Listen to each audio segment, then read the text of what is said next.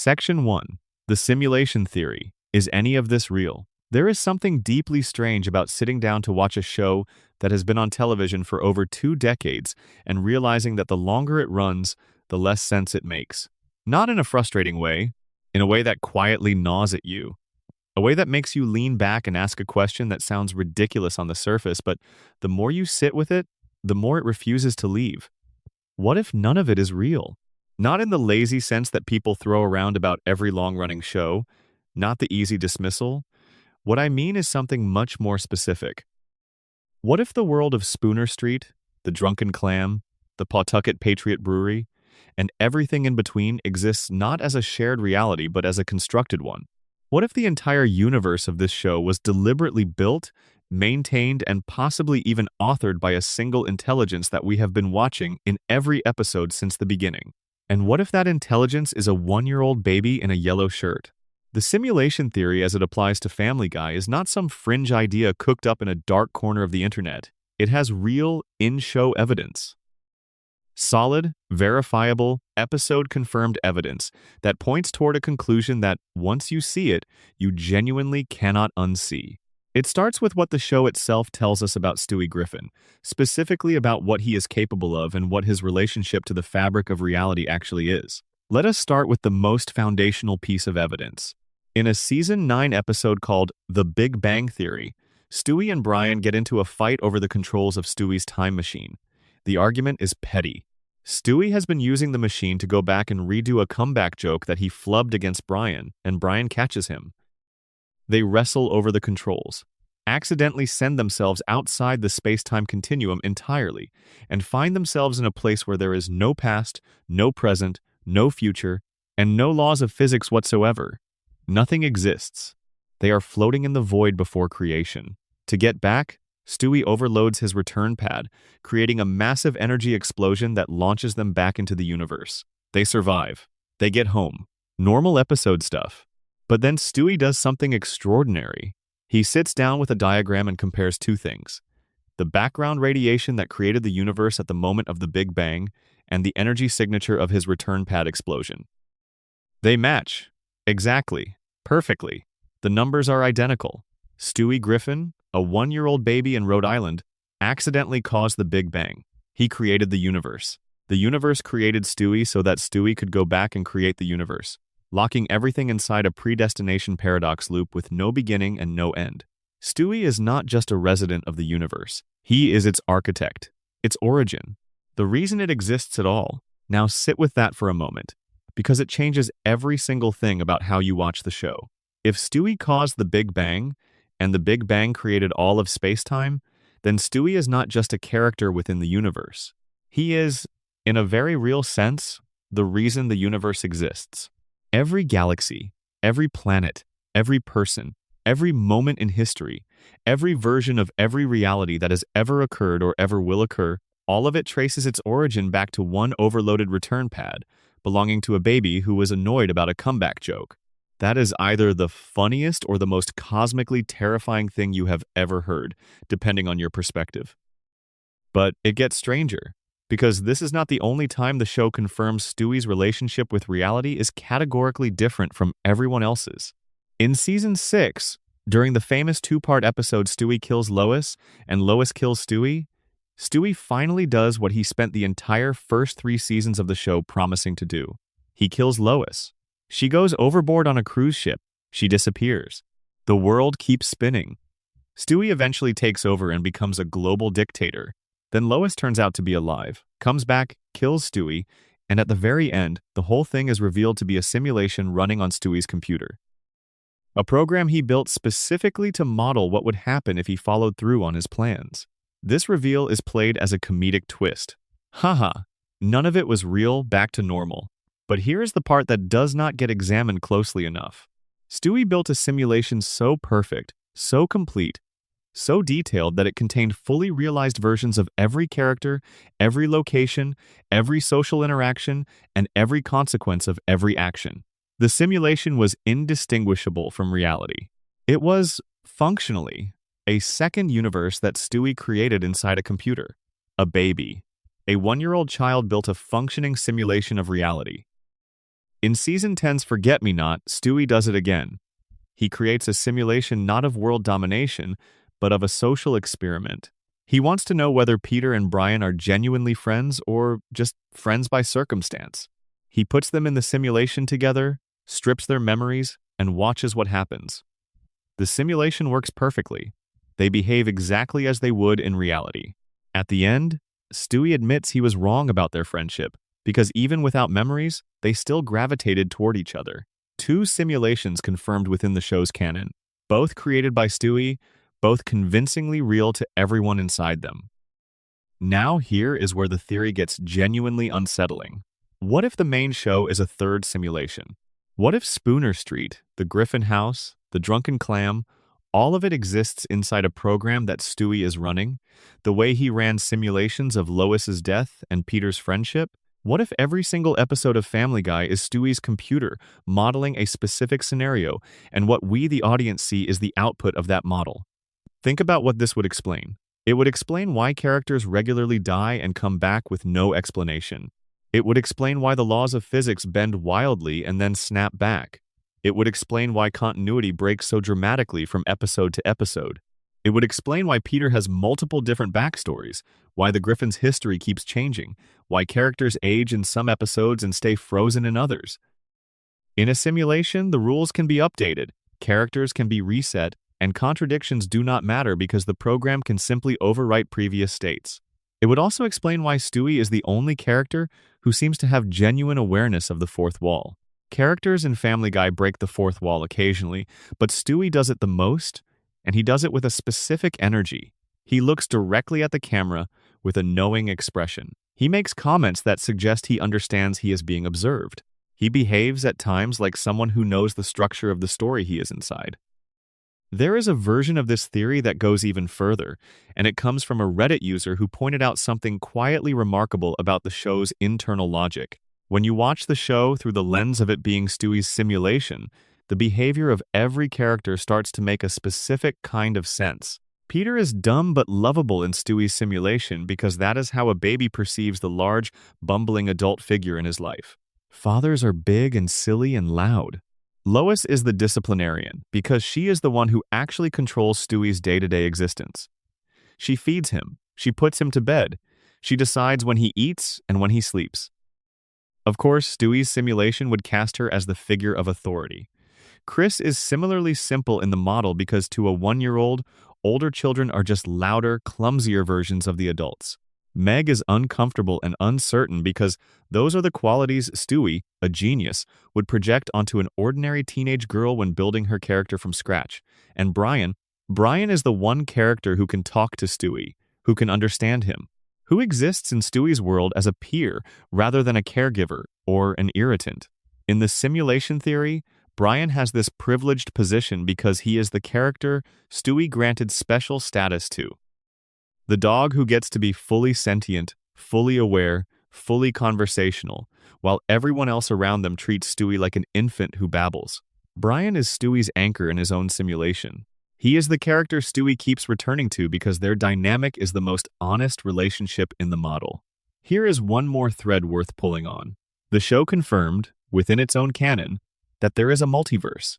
In Season 8's Road to the Multiverse, Stewie has built a remote control that allows him and Brian to jump between parallel dimensions. He has mapped the multiverse. He can navigate it. He has, effectively, moved from being the author of one simulated reality to having access to infinite simulated realities. And here is the truly dizzying part.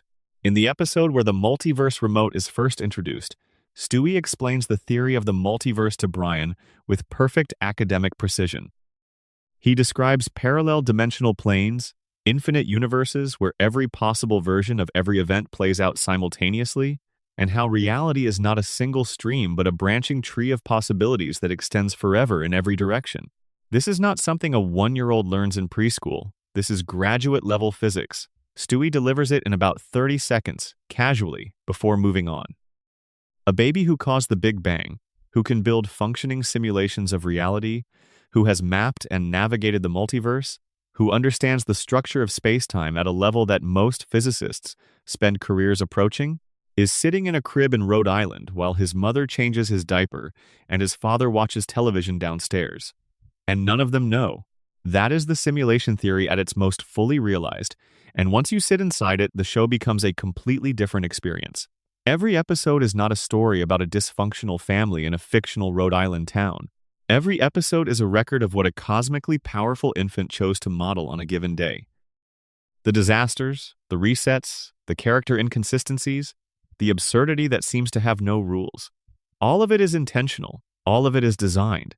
The question is just what, exactly, Stewie is trying to figure out by running these scenarios over and over again. And if he ever finds the answer, what happens to the simulation when he turns it off? If you are watching this right now and you are starting to feel that pleasant, slightly floaty sensation of a theory settling in behind your eyes, drop a comment and let me know where you are in the world and what time it is. I love knowing who is watching and from where. And if you have not already, a subscription means a lot and it's completely free. Now let us go deeper. Section 2. Peter Griffin is not who he appears to be. Peter Griffin is the anchor of the whole thing. Every story eventually loops back to him. He is the gravity at the center of the show, the weight around which everything else orbits. And yet, the more carefully you examine the lore of who Peter actually is, where he came from, what runs in his blood, and what version of himself the show has actually been presenting, the more you start to realize that Peter Griffin might be the most deeply mysterious character in the entire series. Not because he is complicated in the intellectual sense. Peter is not complicated in the way that Brian tries to be, or in the way that Stewie actually is. But mystery does not require complexity. Sometimes the most mysterious things are the ones sitting right in front of you that you have never thought to question. Start with the most fundamental layer, Peter's actual heritage. In Season 5, during an episode called Peter's Two Dads, it is revealed that Francis Griffin, the man Peter believed to be his father his entire life, is actually his stepfather. His biological father is an Irishman named Mickey McFinnigan, played with enormous energy, who lives in Ireland. Peter has to travel there, find him, and eventually reconcile with the reality that everything he thought he knew about his own origins is wrong. This is played as a comedic arc, and mostly it is. But step back and think about what it actually means. Peter Griffin has been living in Quahog, carrying the Griffin name, believing he is the product of a specific bloodline, and none of it is biologically true. He is a McFinnigan, or rather, he is some hybrid product of a Pewter-Schmidt affair and an Irish genetic line, raised by a man who was not his father, carrying a surname that is technically not his own. And the Griffin bloodline that the show has spent enormous energy building up across flashbacks and historical episodes, that bloodline runs through Francis Griffin, not through Peter. The line from Griffin Peterson, founder of the colony that became the town, the line that the show essentially uses as a foundation myth for why Peter belongs where he does, is technically Peter's stepfather's line, not his own. The show does not spend much time unpacking this. Peter meets Mickey, there are some jokes, there is an emotional moment, and then the show mostly moves on, but the implication lingers. Peter's sense of identity, his connection to his family's history, his place in the world, all of it rests on a foundation that is more complicated than anyone in his life has ever told him. Now, layer on top of that the second major piece of Peter's hidden lore, which comes from an episode called Screwed the Pooch in Season 3. In this episode, during a conversation about Meg's paternity, it is casually dropped that Lois had a relationship with a man named Stan Thompson before she met Peter. And in the context of the conversation, the suggestion floats to the surface that Meg may not be Peter's biological daughter at all, that Stan Thompson might be Meg's real father. The show has never fully confirmed or denied this. It exists in that specifically Family Guy zone, where something is introduced as a joke, but is consistent enough with the larger narrative that it refuses to die. And when you add it to the Mickey McFinnigan reveal, you start to build a picture of a family whose biological architecture is nothing like the one they present to the world. If Meg is not Peter's daughter, and Peter's own Griffin bloodline is not biologically his, then what exactly is the Griffin family? What ties them together, biologically? Beyond Peter and Lois themselves, Chris and Stewie would presumably be Peter's, assuming straightforward biology on those two. But Meg, whose treatment in the show gets progressively more brutal as the seasons go on, might be the one member of the household who exists at a kind of remove from the others. There is a dark theory that assembles these pieces into something coherent. The theory goes like this. Peter, on some level he cannot consciously articulate, has always sensed that Meg is not his. Not through any kind of deliberate investigation, but through the way she looks, the way she carries herself, the way she reminds him of a chapter of Lois's life that preceded him. The cruelty he directs at Meg is not random. It is not even really about Meg. It is the misdirected expression of a wound he does not know how to name, directed at the person in his house who most embodies that wound. This would explain a pattern that runs throughout the show. For all of Peter's brutishness, for all of his recklessness and cruelty, there are moments where he shows genuine warmth toward Chris and Stewie that he almost never extends to Meg. The asymmetry is striking. A father ignoring a child out of benign neglect is one thing. A father actively, consistently, almost systematically directing cruelty at one specific child while being measurably warmer to the others is something that requires a different explanation. But there is another level to this. One that involves not Peter's paternity, but Peter's psychology, and it connects to one of the most elaborately constructed fan theories in the show's history. The Peter is going insane theory. This one originated in a Reddit post from 2012 and went viral again in 2022 when TikTok users started sharing it with warnings about how dark it gets. The theory presents an alternate version of the Griffin family's real history, one that reframes everything the show depicts as the internal fantasy of a man who has lost his mind. Here is what the theory proposes as the real backstory. In the real world, outside the show's fantasy, Meg Griffin was not the unpopular, insecure teenager the show depicts.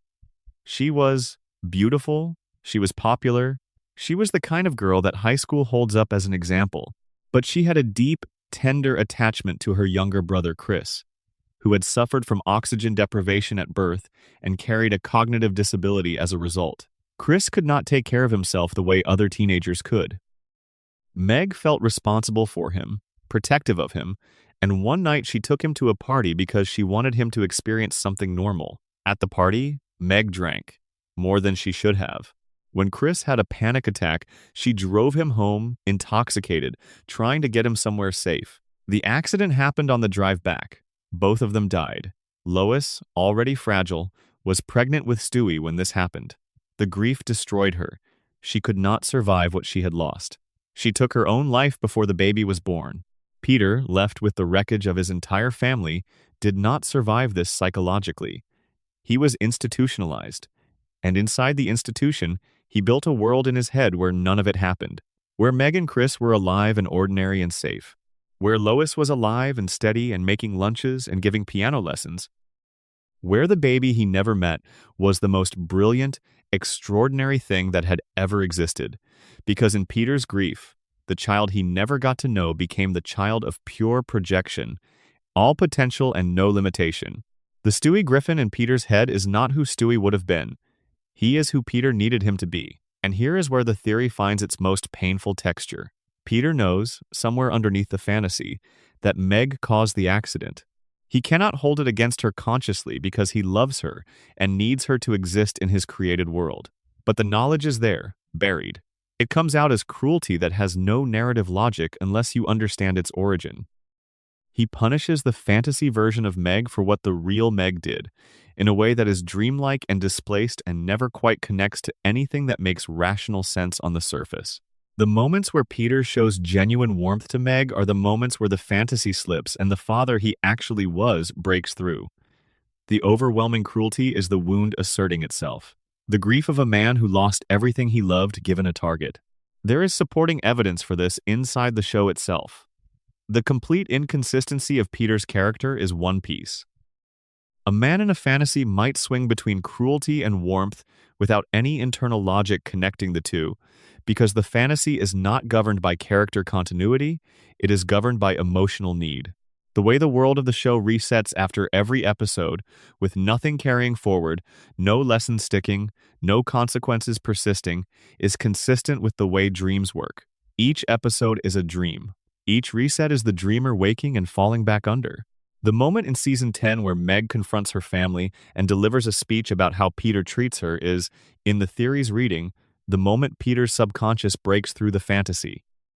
He hears the truth of what he has done, described with perfect accuracy, and laughs. Because to laugh is the only alternative to fracturing, the only way to hear the truth without having to absorb it. And the show keeps going. Season after season, the dream keeps running. There is one more piece of Peter's hidden identity worth examining, and it comes from the historical episodes. In Season 4's Griffin family history, the show walks through Peter's ancestral line. His ancestor, Nate Griffin, was an enslaved man owned by the Pewterschmidt family in the 18th century. Nate had a relationship with Lois's ancestor. The Griffin family and the Pewterschmidt family have been entangled, across racial lines and across centuries, in ways that the present-day show never quite fully reckons with. What this means, if you follow the genetics, is that Peter and Lois's family tree has been knotted together for generations. Not just through their marriage, through history. The Pewterschmidts owned a Griffin.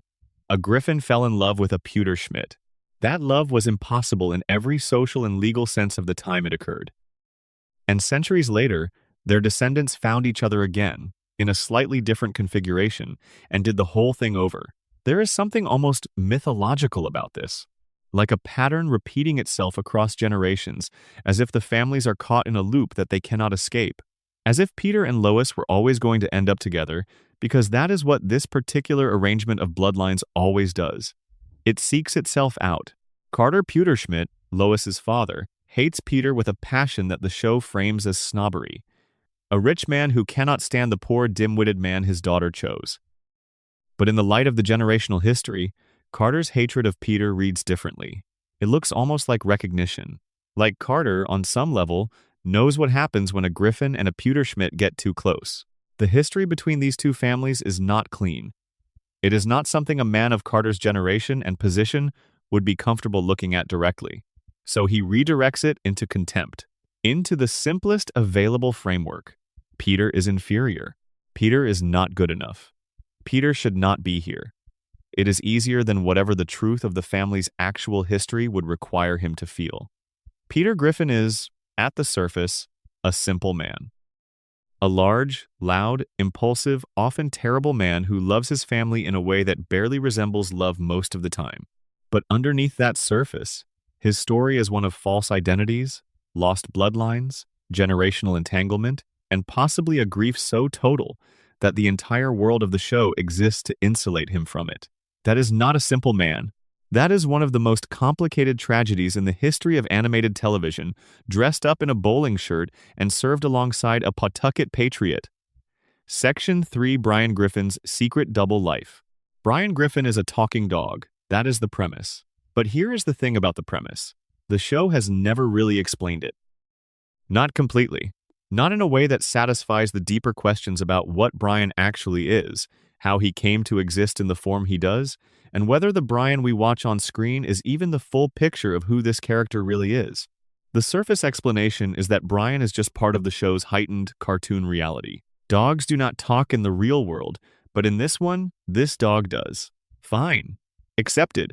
But when you start layering the fan theories onto Brian, when you start looking at what the show has actually shown us about his background, his behavior, his psychology, and his secrets, a very different portrait emerges.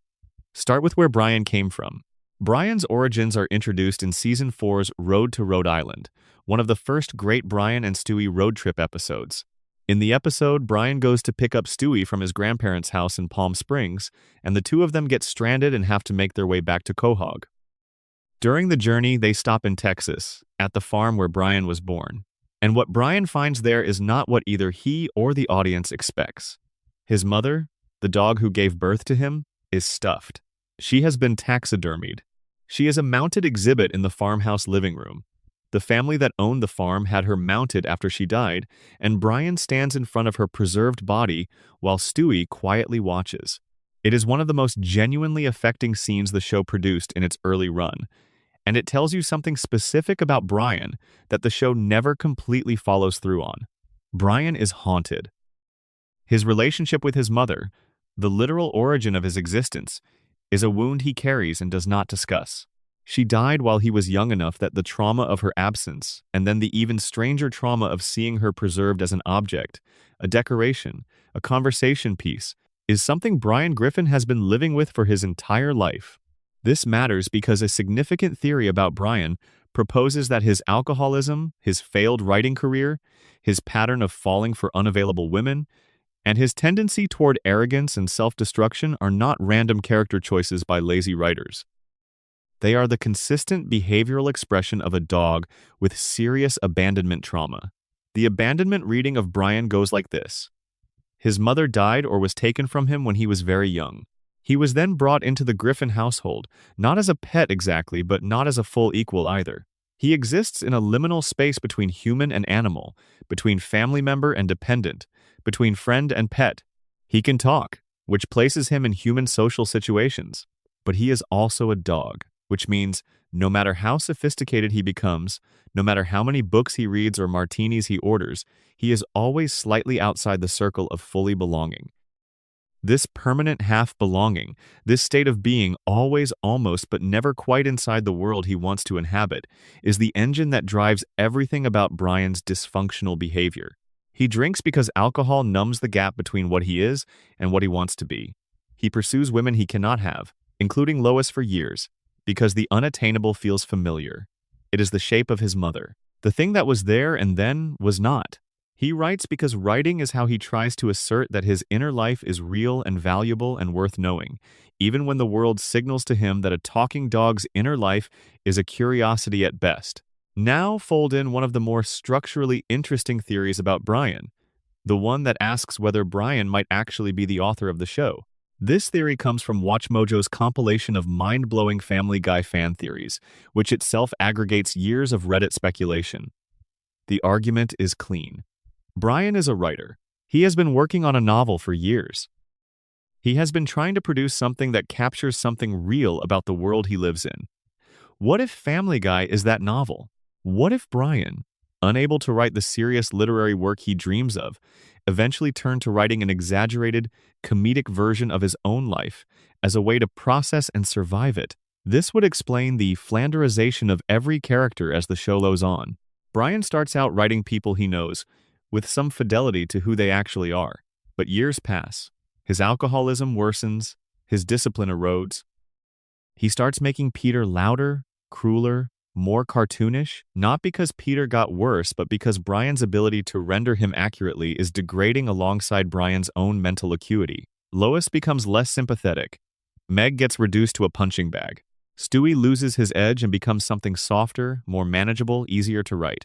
The show's increasing reliance on cutaway gags that bear no relationship to the main story would also make sense if Brian is the author. A writer who is drinking heavily does not write clean, linear narratives. He writes in fragments. He writes in digressions. He goes off on tangents and loses the thread, and picks up somewhere else entirely. The cutaway structure is not a television production choice in this reading. It is a symptom of a writer falling apart. There is even a meta layer here. The show's quality declined as Brian's character declined. If you accept the authorship theory, these two things are the same phenomenon. The show gets worse as Brian gets worse, not because of external production choices, but because the work is an extension of its author, and the author is unraveling. The CIA theory is another thread worth pulling. In American Dad, the show's sister series, there is a recurring character named Klaus. He is a talking goldfish. The explanation given for his sentience is that the CIA conducted brain experiments, swapping a German Olympic skier's brain into a fish's body. It is played as a running joke, but the implication is real. The CIA in Seth MacFarlane's animated universe performs illegal consciousness experiments. A fan theory connects Klaus to Brian through this logic. If the CIA can put a human brain into a fish, what is to stop them from engineering a dog with human-level intelligence? What if Brian Griffin is not a naturally occurring talking dog, but the product of a government experiment? What if the reason he ended up with the Griffin family specifically was not random chance, but a placement decision made by whoever built him? This would reframe Brian's entire arc. He is not a stray who wandered in and became part of a family. He is a designed intelligence placed into a domestic situation, and his entire life is a kind of ongoing observation. The things he feels, the attachments he forms, the ways he suffers, all of it is data for whoever created him.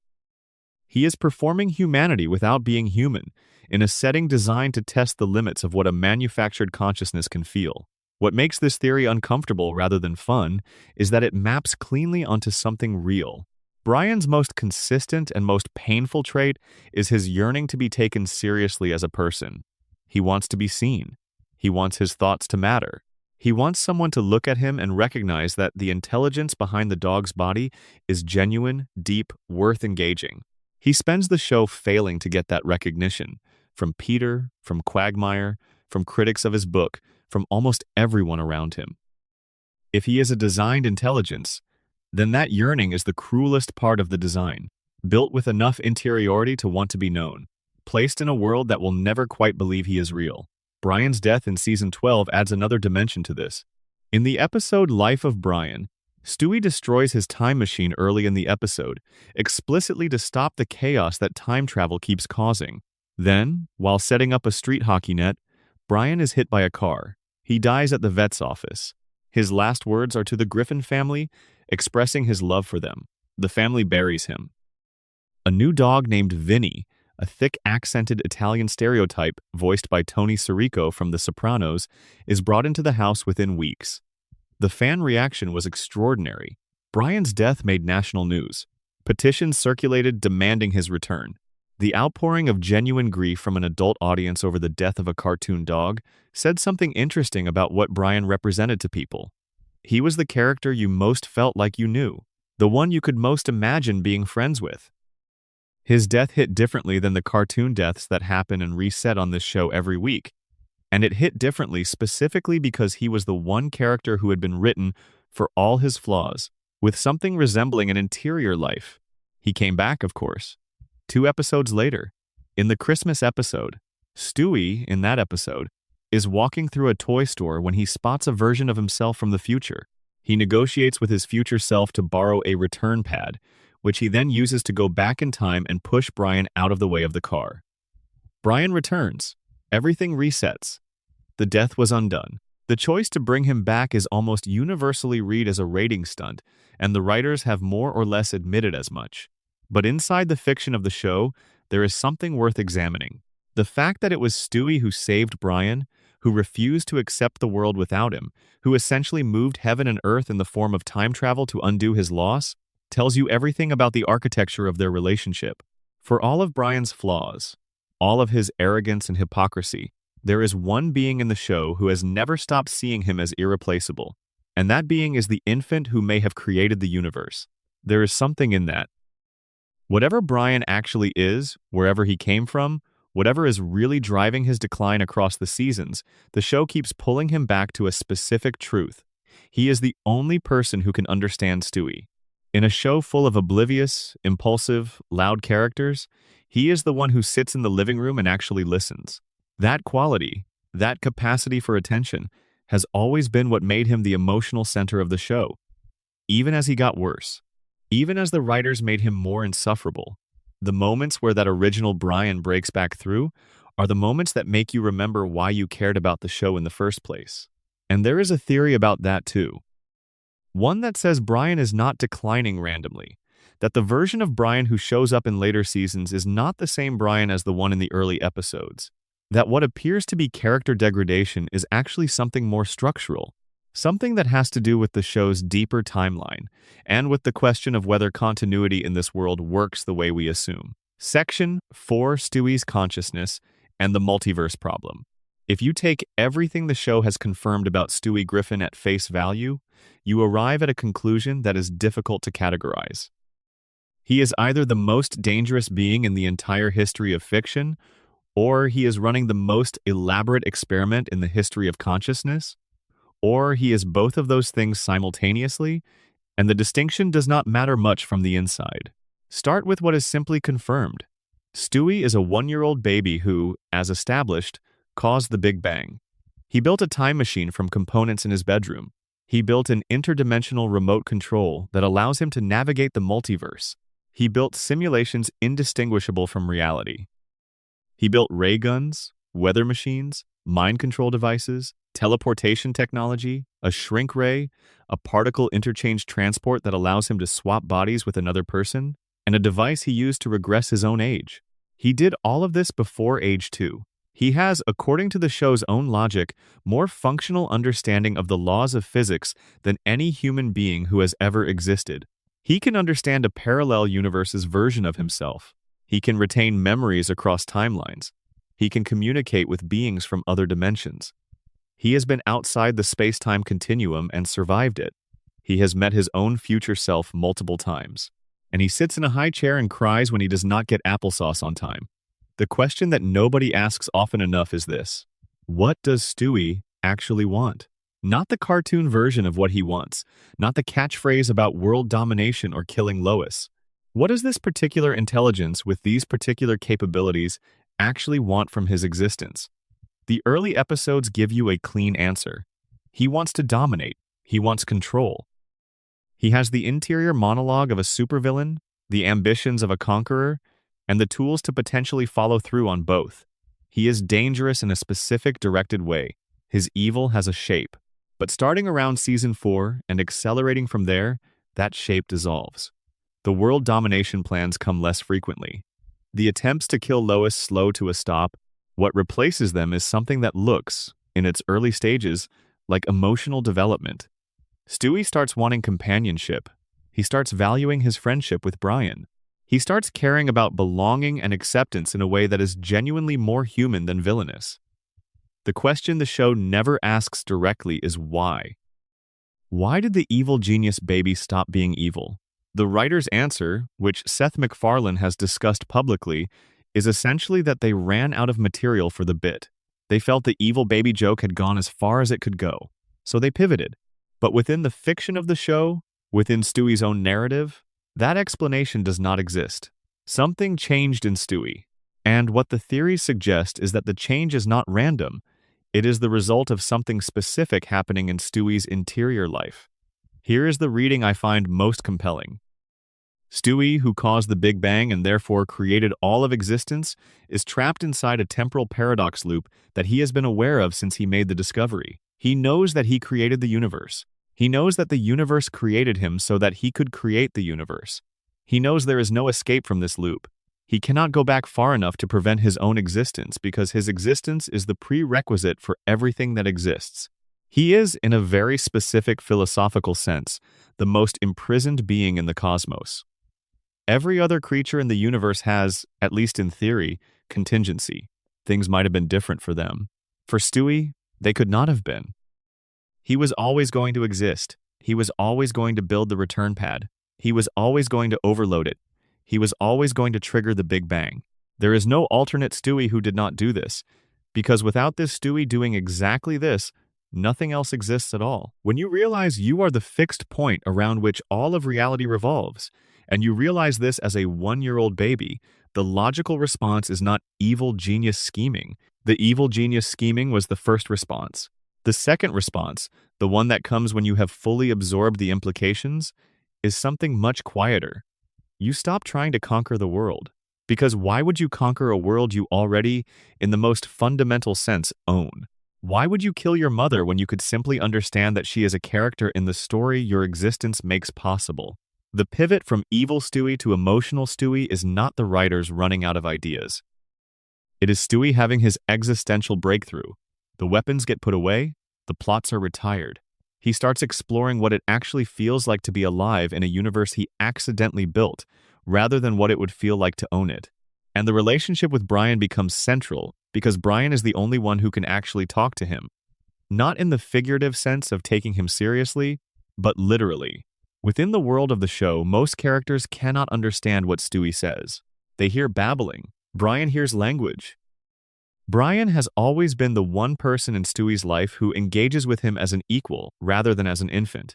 And in a life defined by the loneliness of being the being who created everything and can tell no one, Brian is the one crack of genuine connection. There is a theory that extends this into something darker, and it has to do with Stewie's multiverse access and what it implies about what he has seen. With the interdimensional remote, Stewie and Brian visited multiple parallel universes in a single episode.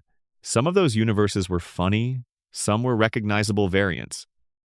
But the device implies that Stewie has had access to the multiverse long enough to have explored it thoroughly, And in an infinite multiverse, some of what he has seen would be genuinely horrific. Every possible version of every event exists somewhere. Every death, every catastrophe, every possible way things could go wrong for every person he has ever cared about plays out in full, in some dimension or another. A being with unlimited access to the multiverse and full awareness of what that access implies would have two options. You can be destroyed by it.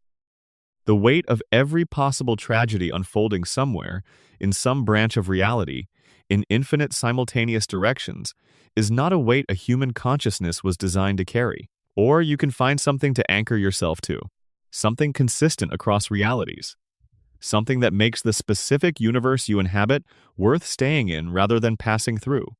Brian is that anchor for Stewie. Not because Brian is the best version of his companion across all possible realities. The Road to the Multiverse episode showed a universe where a dog version of Stewie and a human version of Brian had essentially the same dynamic they have in the main timeline. The relationship is not contingent on specific biology. It is a structural feature of how Stewie and Brian relate to each other. Wherever Stewie is, and whoever Brian is in that configuration, the dynamic reasserts itself. That is not a friendship. That is a cosmological constant. Now consider what this means for the future of the show. In 2024, it was announced that Stewie was getting his own spin-off series. The premise has Stewie expelled from his usual preschool and forced to attend a new one, where he encounters a 75-year-old turtle who apparently has a theory about nearly everything. The spin-off is described as following Stewie through bizarre journeys through space and time, which is consistent with everything we know about what Stewie does when unsupervised. But the interesting question is what version of Stewie the spin-off will present. The evil genius baby has been dormant for a long time. The emotional, complicated Stewie who values friendship and identity is the dominant version. Will a solo show, removed from the Griffin household, removed from Brian's anchoring presence, cause something to resurface in him? The show has a precedent for this. When Stewie is separated from his familiar context, when he is in environments where nobody knows him, he tends to reveal different facets of himself. He is more openly strategic, more calculating, more willing to show the version of himself that has been quietly observing everything from behind the high chair. Put Stewie in a new school with a 75-year-old turtle who has theories about everything, and the resulting combination might be the one context that finally asks the right questions. What does a being who caused the Big Bang do when he is just trying to get through his school day? What does ambition look like when the only territory left to conquer is the interior of your own experience?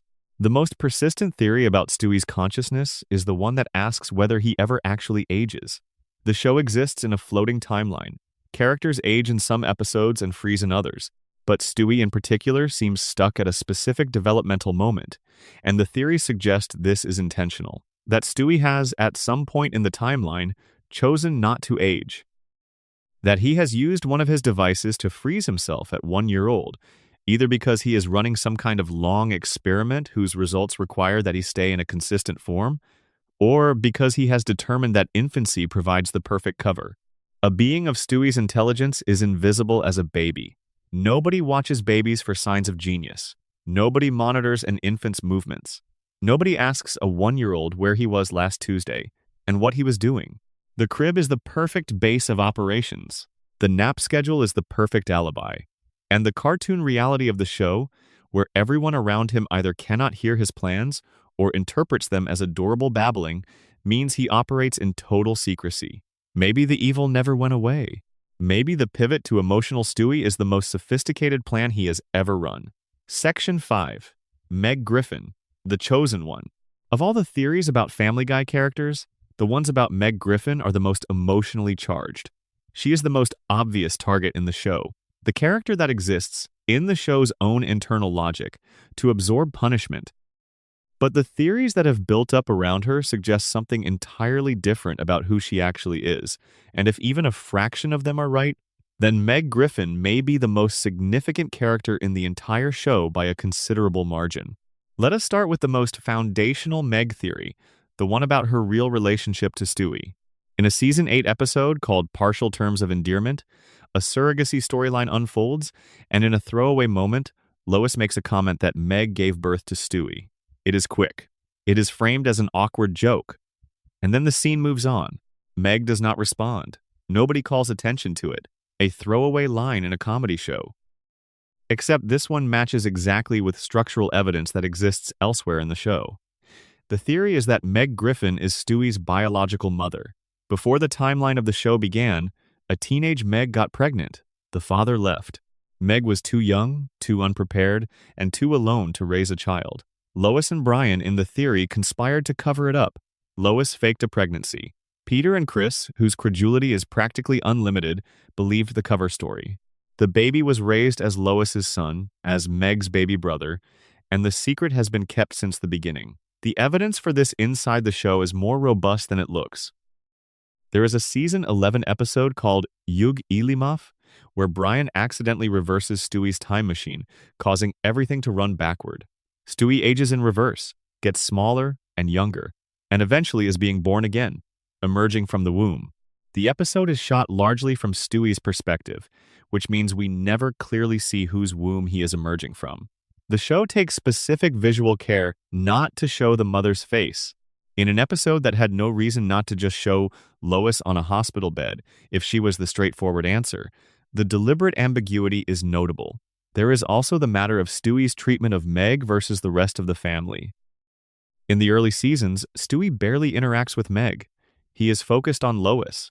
Later seasons bring him into more contact with Meg, and some of those interactions contain a warmth that is inconsistent with the rest of the family's treatment of her.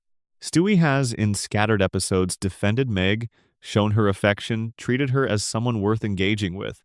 If Lois is Stewie's mother in the family's official story, Stewie's relationship with Lois would be the primary maternal bond. But Stewie's relationship with Lois, especially in the early seasons, is marked by hostility and plotting. His relationship with Meg, the supposed sister, is sometimes marked by something almost protective. Family attachments can survive lies. Whatever Stewie knows or doesn't know consciously, his emotional intelligence is extraordinary. It is possible he has known on some level for a very long time.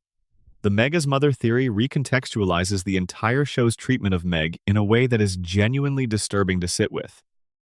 If she is Stewie's mother, then the years of abuse she receives from the Griffin family, the cruelty from Peter, the coldness from Lois, the piling on from Chris, the dismissal from Brian, all of it reads as a specific kind of cruelty towards someone who made a sacrifice that the family has been hiding from everyone, including themselves. She gave up her son. She was forced into a role as a sibling when she should have been a parent. She was stripped of the only identity she was biologically due. And then the family she made that sacrifice for spent the next decade treating her as the least valuable person in the household. There is a second Meg theory that operates at a different level, one that takes her suffering not as evidence of victimhood, but as evidence of power. This theory is grounded in a specific reading of the season 10 episode, Seahorse Seashell Party, the hurricane episode where Meg finally breaks. In that episode, Meg delivers a devastating speech to her family. She calls out everyone. She dismantles Peter, Lois, Brian, and Chris with surgical precision. She names what they have done to her and what they have done to each other. And the result of this confrontation is not catharsis. The family, without their shared target, collapses into attacking each other. Old resentments surface. Wounds that had been pointed outward at Meg now turn inward. The household becomes a war zone. Then Meg does something extraordinary. She goes to Brian and voluntarily takes it back. She agrees to return to being the family's scapegoat. She consciously accepts the role of absorbing their dysfunction so that they do not destroy each other. The show frames this as tragic. Meg capitulating. Meg accepting abuse because she has nowhere else to go. But the theory reframes it completely. In this reading, Meg is not a victim who cannot escape. She is a protector who chooses to stay.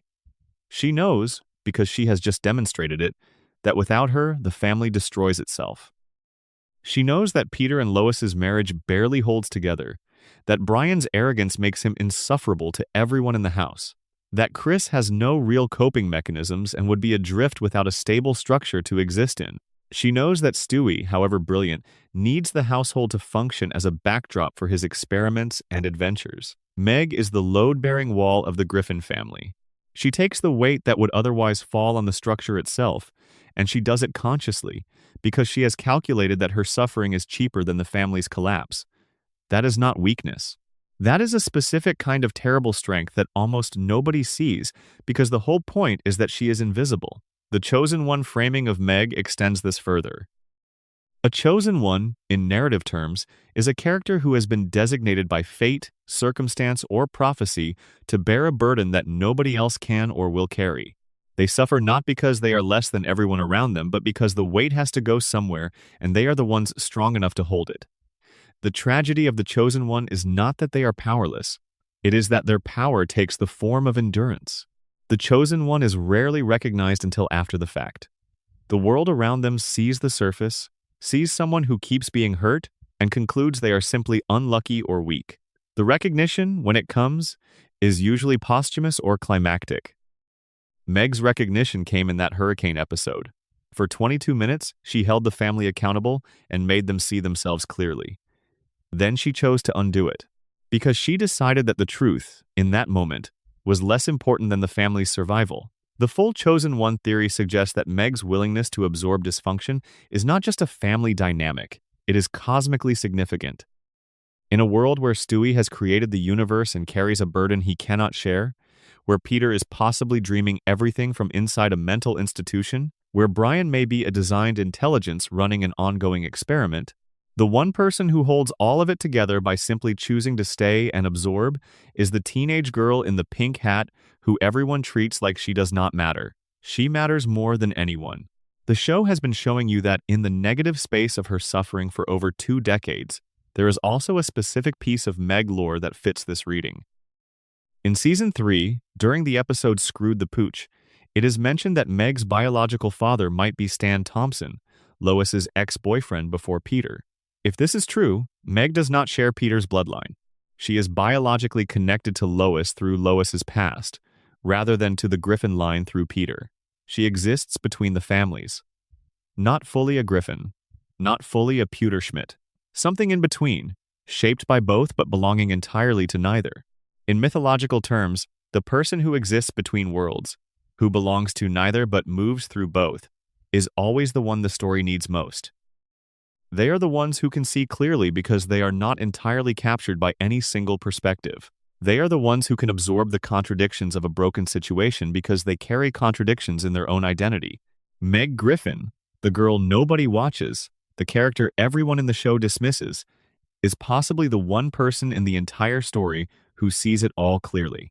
And she has decided, deliberately and repeatedly, to stay. Section 6, the Death Timeline. Who has actually died in Quahog? Death in Quahog, Rhode Island is complicated. That is the gentlest way to put it. Characters die with regularity in this show. Main characters, supporting characters, background characters, characters who were just introduced, characters who have been around for years. They get hit by cars, fall off buildings, get shot, get exploded, get eaten, get crushed, get erased from the timeline, and come back the following week as if nothing happened. This is standard for animation. Cartoon physics require it. But Family Guy is unusual among animated shows in that it has, at several points, made a genuine effort to treat death as real, to present certain deaths as permanent, to give them weight, to have the characters grieve in ways that feel authentic, and then, sometimes, to reverse those deaths anyway. And sometimes not. The inconsistency is not random. When you map out which deaths stick and which ones do not, a pattern emerges that tells you something specific about how the show thinks about mortality, about stakes, and about which characters the universe of the show considers replaceable. Brian's death is the most famous case, and we have covered some of its dimensions already. But the details of the mechanics are worth revisiting. In Life of Brian, Season 12, Brian is hit by a car while Stewie is inside getting his knee pads. The precise choreography of this moment is important. Stewie had just destroyed his time machine earlier in the same episode, specifically to stop himself and Brian from being endangered by it. He made that sacrifice, and within minutes of making it, Brian was dead because of the ordinary world Stewie had tried to protect him with. The cruelty of the timing is significant. Stewie gave up his most powerful tool. The universe immediately used that sacrifice against him. This is consistent with how the show treats acts of genuine renunciation. Characters who give something up tend to suffer for it immediately. Brian came back, but the death itself revealed something. The fact that Stewie needed to borrow a return pad from his future self, rather than using his own machine, means that the version of events in which Brian died is still part of the timeline somewhere. There is a branch of the Family Guy multiverse where Brian Griffin stayed dead. In that branch, the Griffins have Vinny the Italian dog. Stewie, in that branch, has no companion who can understand him. He is alone with his genius and his grief. Think about how many things Stewie has to hold in place simultaneously. He carries the knowledge that he caused the Big Bang. He carries the awareness of the multiverse. He carries the weight of being the only fully conscious being in his household while appearing to be a baby. And in one branch of the timeline, he carries the loss of the one friendship that made any of this bearable. That branch exists. It is happening. It is real somewhere in the multiverse Stewie mapped. The other deaths in the show create their own taxonomy. There is a thread of minor characters who died once and stayed dead, creating a kind of permanent background population loss that accumulates across the seasons without anyone seeming to register it.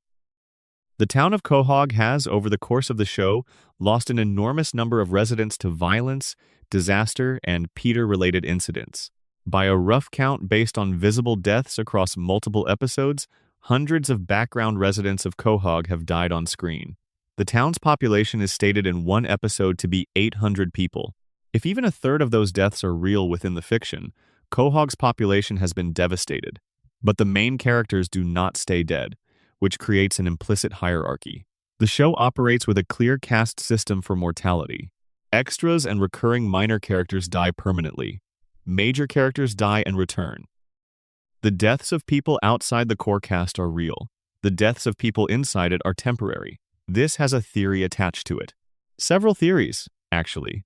But the most structurally interesting one proposes that the core cast of Family Guy is not just narratively protected, but literally protected within the fiction. That something in the world of the show actively prevents the deaths of Peter, Lois, Chris, Meg, Stewie, and Brian from sticking. In the simulation theory, this makes sense. If the show is Stewie's simulation, he would have coded the core characters with persistent states. They cannot die permanently because they are not running on the same mortality rules as the background population. They are the primary objects of the simulation. The extras are populated by simpler processes that do not have the same override conditions. In the Peter's mental breakdown theory, it makes sense differently. Peter's mind keeps them alive because it cannot afford to lose them. Every time a major character dies and comes back, it is Peter's subconscious refusing to let the loss be real. He already lost his family once. His fantasy will not let him lose them again. There is also the matter of what the show has done with characters who were removed for reasons outside the fiction. Cleveland Brown left the show for his spin-off and then returned after the Cleveland show ended. His departure was written as him moving to Virginia to be with his new family. His return was written as him moving back to Quahog. Both events happened in reality because of production decisions. But within the show's fiction, Cleveland's absence was real and his return was real. The interesting wrinkle is Cleveland's wife, Loretta, who stayed in Quahog after their divorce and then died off-screen during the spin-off period. When Cleveland returned, Loretta was gone. Her death was handled as a background fact rather than a dramatic event, which is consistent with how the show handles deaths of characters who fall outside the protected core. Loretta was a recurring, supporting character. She did not have the override conditions. She died and stayed dead. The show's most ambitious treatment of death as a real narrative force is arguably the Season 12 Brian arc, and it is also the most revealing example of the protection hierarchy in action. Stewie's determination to reverse Brian's death cost him his most powerful tool and required him to manipulate his own timeline. The lengths he went to were extraordinary, and the show shows you those lengths specifically, in detail, rather than having the reversal happen off-screen. The message is clear. Within the logic of this story, some deaths can be undone, but undoing them costs something real. The question is what other costs have been paid, off-screen, for reversals the show never showed you. There is a small but persistent fan theory about an older Griffin sibling who died before the show began. The evidence is thin, but it exists. In a Season 10 episode called Lottery Fever, Peter tells Chris that he will never be as good as your older brother who died, describing this missing sibling as good at both sports and talking. The line is clearly meant as a throwaway gag. But within the fiction, it is a statement about a dead Griffin child that is never followed up on. Who was this child? When did they die? How does a family forget a dead sibling so completely that he is only mentioned once in over 2 decades of the show? The theory that assembles around this single line suggests that Peter's fractured psychology, whether you read it as genuine pathology or as the show's inconsistent internal continuity, includes a suppressed grief for a child he almost never acknowledges. The older brother is not discussed because the wound is too raw. The mention is the kind of thing that slips out when Peter is drinking and feeling competitive, the ghost of a different family configuration surfacing briefly before getting pushed back down. Combined with the theory about a deceased Peter Griffin Jr., mentioned in a season cutaway, the picture of the Griffin family's mortality gets darker. They have lost children. They have lost friends. They live in a town with catastrophic background mortality that nobody fully reckons with. And the show keeps going, keeps resetting, keeps sending them through new adventures, as if the weight of all that loss is just not part of the equation. Unless it is.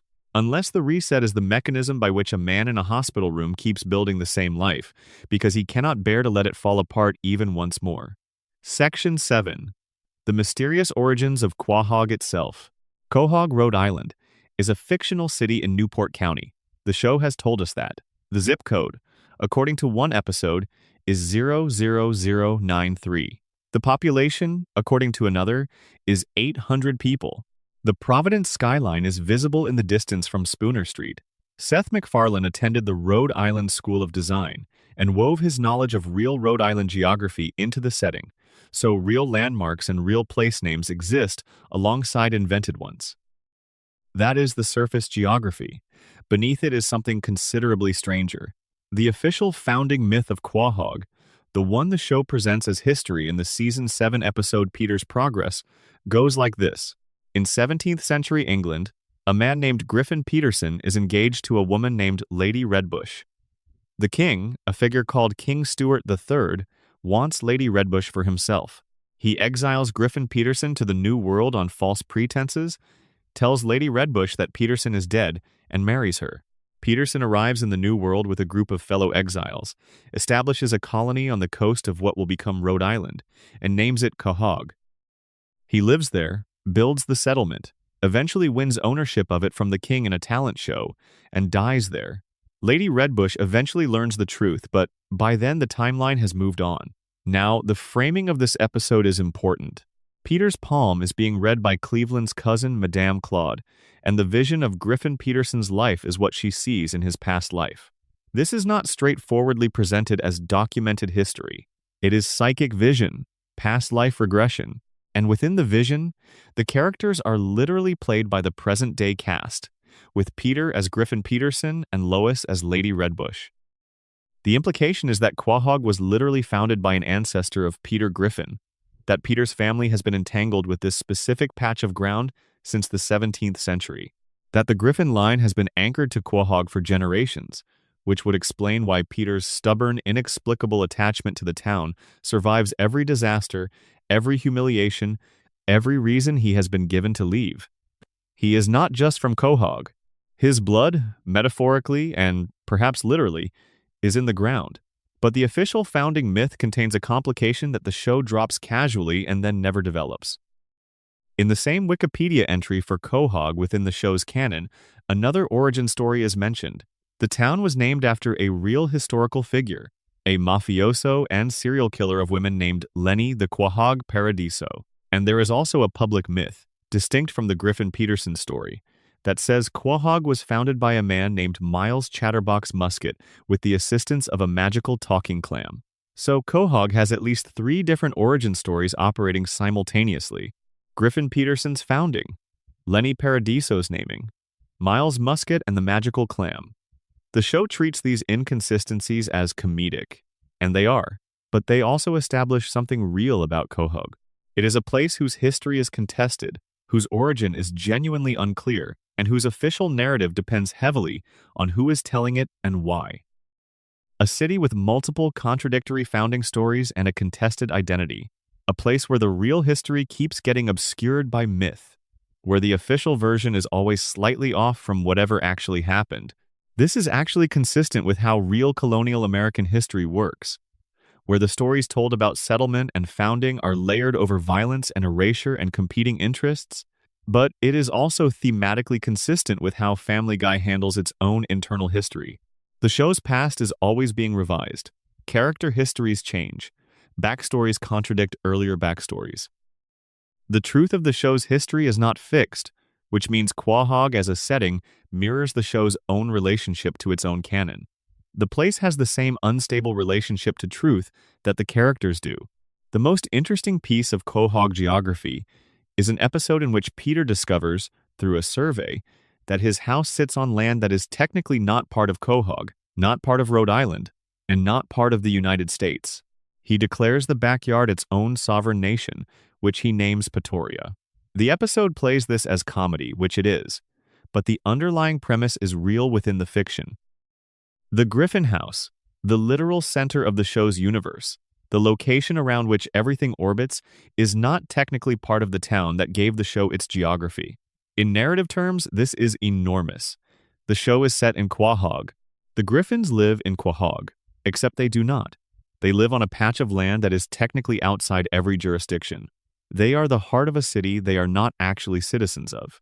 They exist at the center, without belonging to it. This is either a throwaway joke that accidentally became profound, or it is the show's most honest geographical metaphor. The Griffins are not really from anywhere.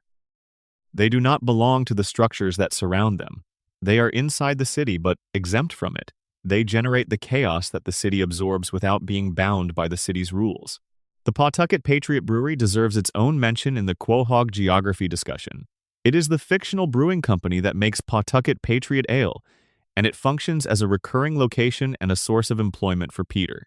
But the brewery is also the setting for one of the show's more interesting buried lore details. In at least one episode, it is revealed that the brewery has a history of labor violations, environmental negligence, and shady corporate practices. Peter works for a company that, in the background of the show, is actively making the world worse. This is consistent with a broader Quahog pattern. The institutions of the city, the police force represented by Joe, the media represented by Tom Tucker and Quahog 5 News, the church, the government led by Mayor Adam West, all of them are shown at various points to be corrupt, incompetent, or actively malicious. Quahog is not a healthy civic environment. It is a town where the institutions exist primarily to generate comedic failure while nominally maintaining the appearance of function. Mayor Adam West deserves special attention here. The character, voiced by the real Adam West until his death in 2017, existed in a state of permanent absurdist authority. He made decisions that made no sense, enforced rules that did not exist, and governed with a theatrical randomness that the show used to satirize political authority in general. After Adam West, the actor, died, the character was retired, and the show acknowledged his death in-universe, making Adam West's passing one of the few real-world events that was directly and permanently incorporated into the show's timeline. The fact that the show chose to let that character die rather than recast him says something about the show's relationship to its own mythology. Some things, the show decided, you do not undo. Some losses are real. Adam West, the character, died because Adam West, the person, died. And that specific weight, the weight of a real death behind a fictional one, was something the show chose to honor rather than paper over. That makes it one of the only genuinely irreversible deaths in the show's history, which, in the context of everything else we have discussed, makes it the most real thing that has ever happened in Quahog. The Spooner Street neighborhood where the Griffins live is named, according to the show, after a producer on the original series. But within the fiction, Spooner Street is unusual in one specific way. The Griffins, the Browns, the Swansons, and Glenn Quagmire all live on the same short street. This concentration of characters on a single block is, for a show with any pretension toward realism, strange. But it is also thematically significant. In most sitcoms, the neighbor is a device. One neighbor, a foil or a friend or an occasional complication. Family Guy put 4 households of major characters on the same small stretch of street, which means Spooner Street is not incidental geography. It is a community, a cluster of people who are genuinely woven together by proximity, history, and shared experience in a way that most of the show's central characters would not have experienced if they had been placed anywhere else. The neighborhood shapes the people in it. The proximity of Joe Swanson's house means Peter has a cop next door who he simultaneously respects, ignores, and occasionally endangers. The proximity of Quagmire means the darker, more transgressive side of masculinity is always visible from Peter's front window. The proximity of Cleveland, who returned after his spin-off ended, means Peter has a mirror of sorts, a man who made different choices and lives with different consequences, always close enough to observe. Quahog is a town that was built on a contested foundation, named after a criminal, has no fixed true origin story, and houses a family that does not technically belong to it. Its institutions are broken. Its history is unreliable. Its population keeps dying without anyone fully accounting for the loss. And yet, every episode begins and ends in the same place. Spooner Street, the Griffin House, whatever is happening in the world, whatever catastrophe has just resolved or is just beginning, the camera always comes back to this specific patch of technically sovereign territory in the middle of a city, in a state, in a country that the founding family of the whole story was never actually part of. There is something almost comforting about that. The instability is the constant. The chaos is the routine. And in a show that has been running for over 2 decades, that might be the closest thing to a home that any of these characters have. 2-9. The Cutaway Universe. Are cutaways real memories? There is a moment in the Season 10 episode Back to the Pilot where Stewie and Brian time travel back to the very first episode of the show. They watch the original pilot play out around them. And during one of the pilot's cutaway gags, something interesting happens. The characters in the main story, whose scene has been temporarily displaced by the cutaway, are shown just standing there, doing nothing, waiting. A couple of them are looking at their watches. Peter is just kind of standing in place, existing in a suspension that has no meaning outside the fact that the cutaway requires everyone to pause. The episode plays this as meta-comedy. The characters know they are in a cutaway. They know they just have to wait. Okay, funny. But the theory this moment spawned is not a joke. The question the show has never quite answered is what cutaway gags actually are, within the logic of the fiction. Because the show treats them ambiguously. Most cutaways are introduced with a setup line, usually, "Remember that time" or "This is worse than when," which frames them explicitly as memories. The character is recalling something that happened. The cutaway is the visual representation of that recollection. If that framing is taken seriously, then every cutaway in the show is a memory that Peter Griffin, or whoever introduces it, actually has. They are personal history. They are events that happened within the fiction and have been retained in the speaker's mind with enough detail to play back in fully animated form. This would mean that the show's history is incomprehensibly vast. Peter Griffin alone has referenced events involving Abraham Lincoln, medieval knights, ancient Romans, alien abductions, multiple encounters with Jesus Christ, multiple encounters with death, conversations with celebrities who were alive centuries before Peter was born, experiences on other planets, adventures in other eras, and interactions with beings and entities that should not be possible within the show's apparent rules. If those are all memories, Peter Griffin has lived a life that spans centuries, dimensions, and realities. He has experienced things that make his ordinary day in Quahog look like the shallowest fraction of who he actually is. But here's the problem with the memory reading. Some cutaways are introduced with "remember when," but others are introduced differently. A character will say something like, "I'm so hungry I could eat a horse," and then the scene will cut to Peter in bed with a horse and lipstick, who then turns to the camera and mumbles, "I misspoke." Peter was not remembering this. It was not a past event. It was more like a literal visualization of the figure of speech.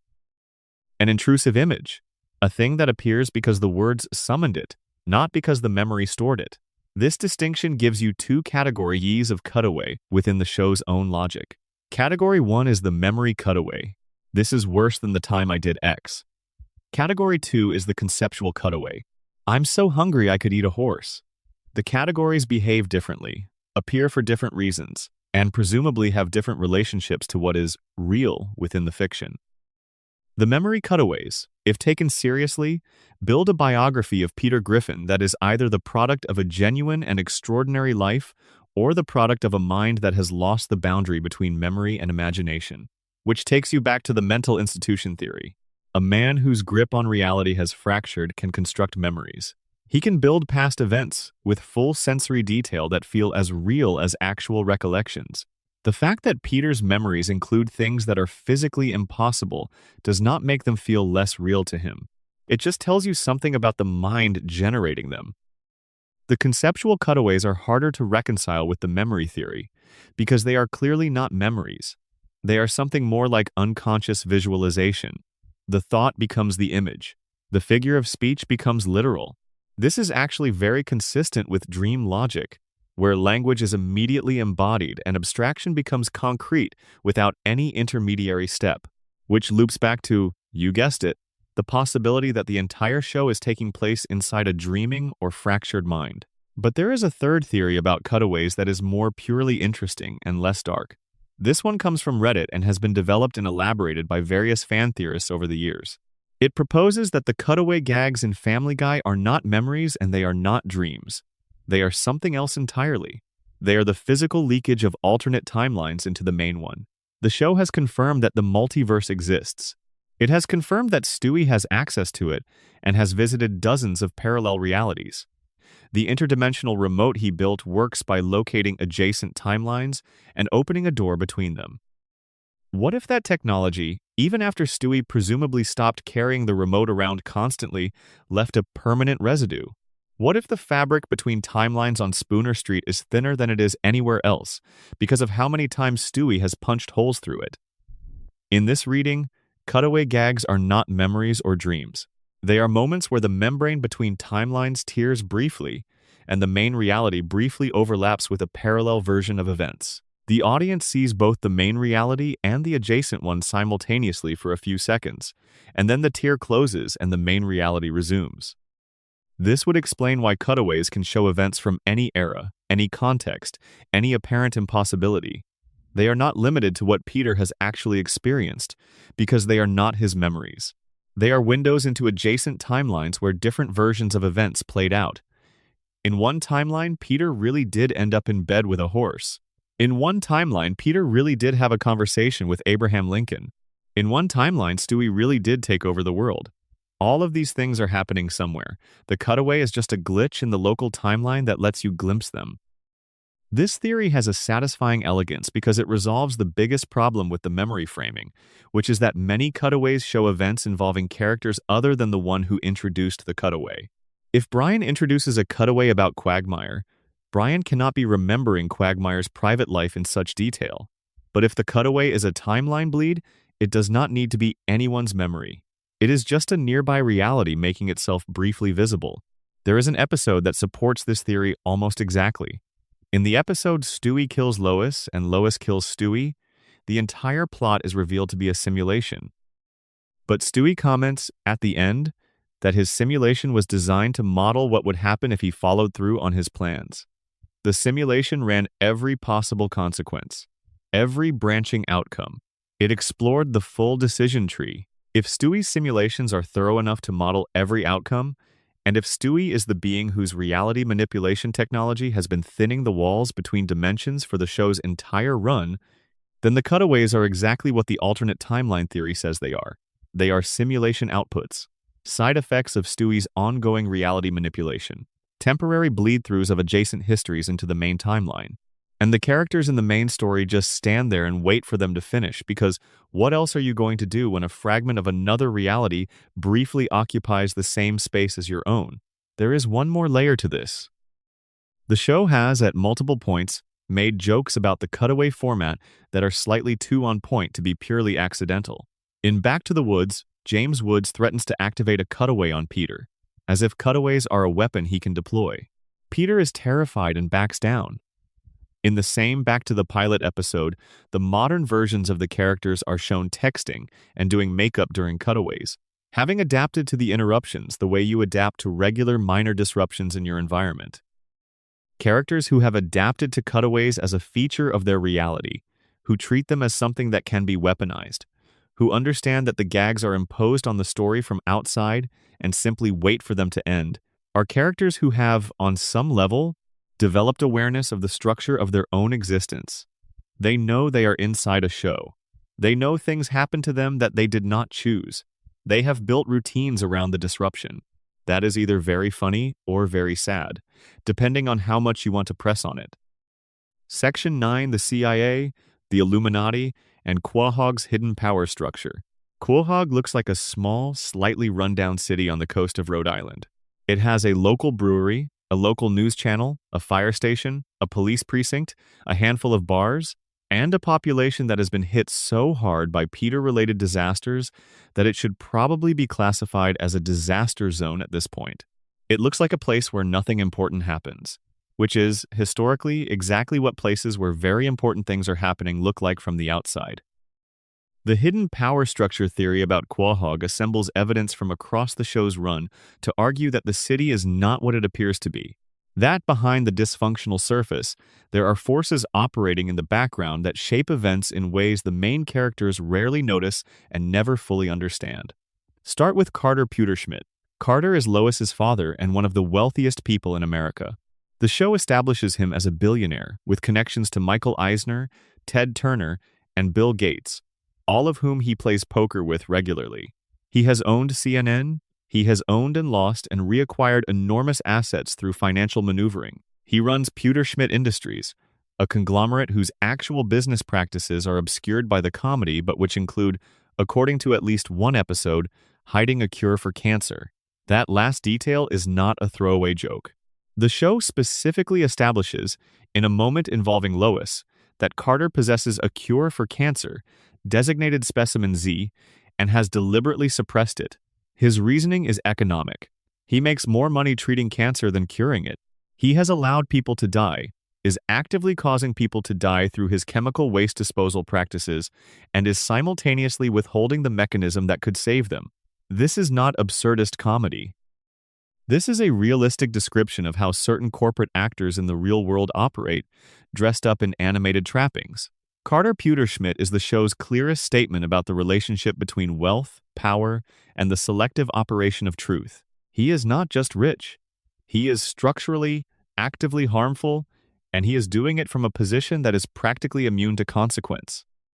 And his daughter married a man from a working-class neighborhood on the other side of the city, a man whose ancestral line was enslaved by Carter's ancestral line, and the show keeps letting Carter sit in his mansion and make contemptuous comments about Peter while the deeper horror of what he represents just hums in the background.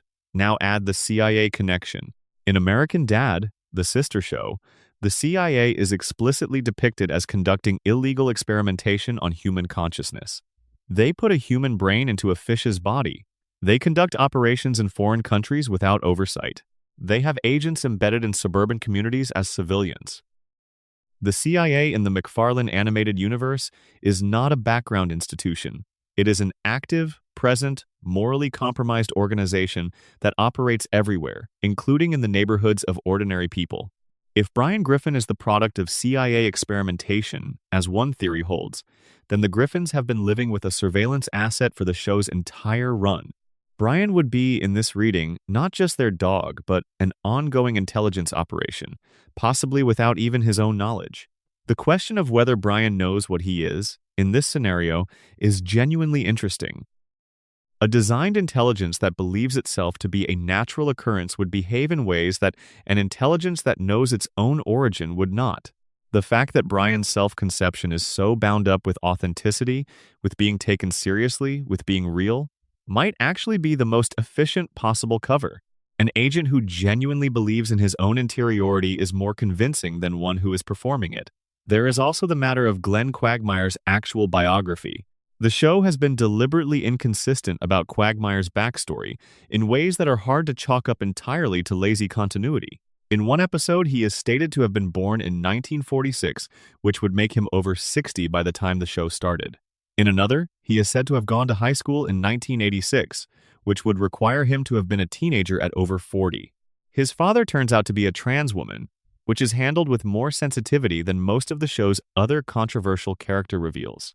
He was in the Navy at some point. He is a licensed commercial pilot. He has a sister whose abusive relationship becomes a serious episode arc. The inconsistencies in Quagmire's biography could be read as the show being careless. Or they could be read as the show depicting a character whose public persona is constructed. Quagmire's biographical facts change because the facts are a cover story that gets updated irregularly.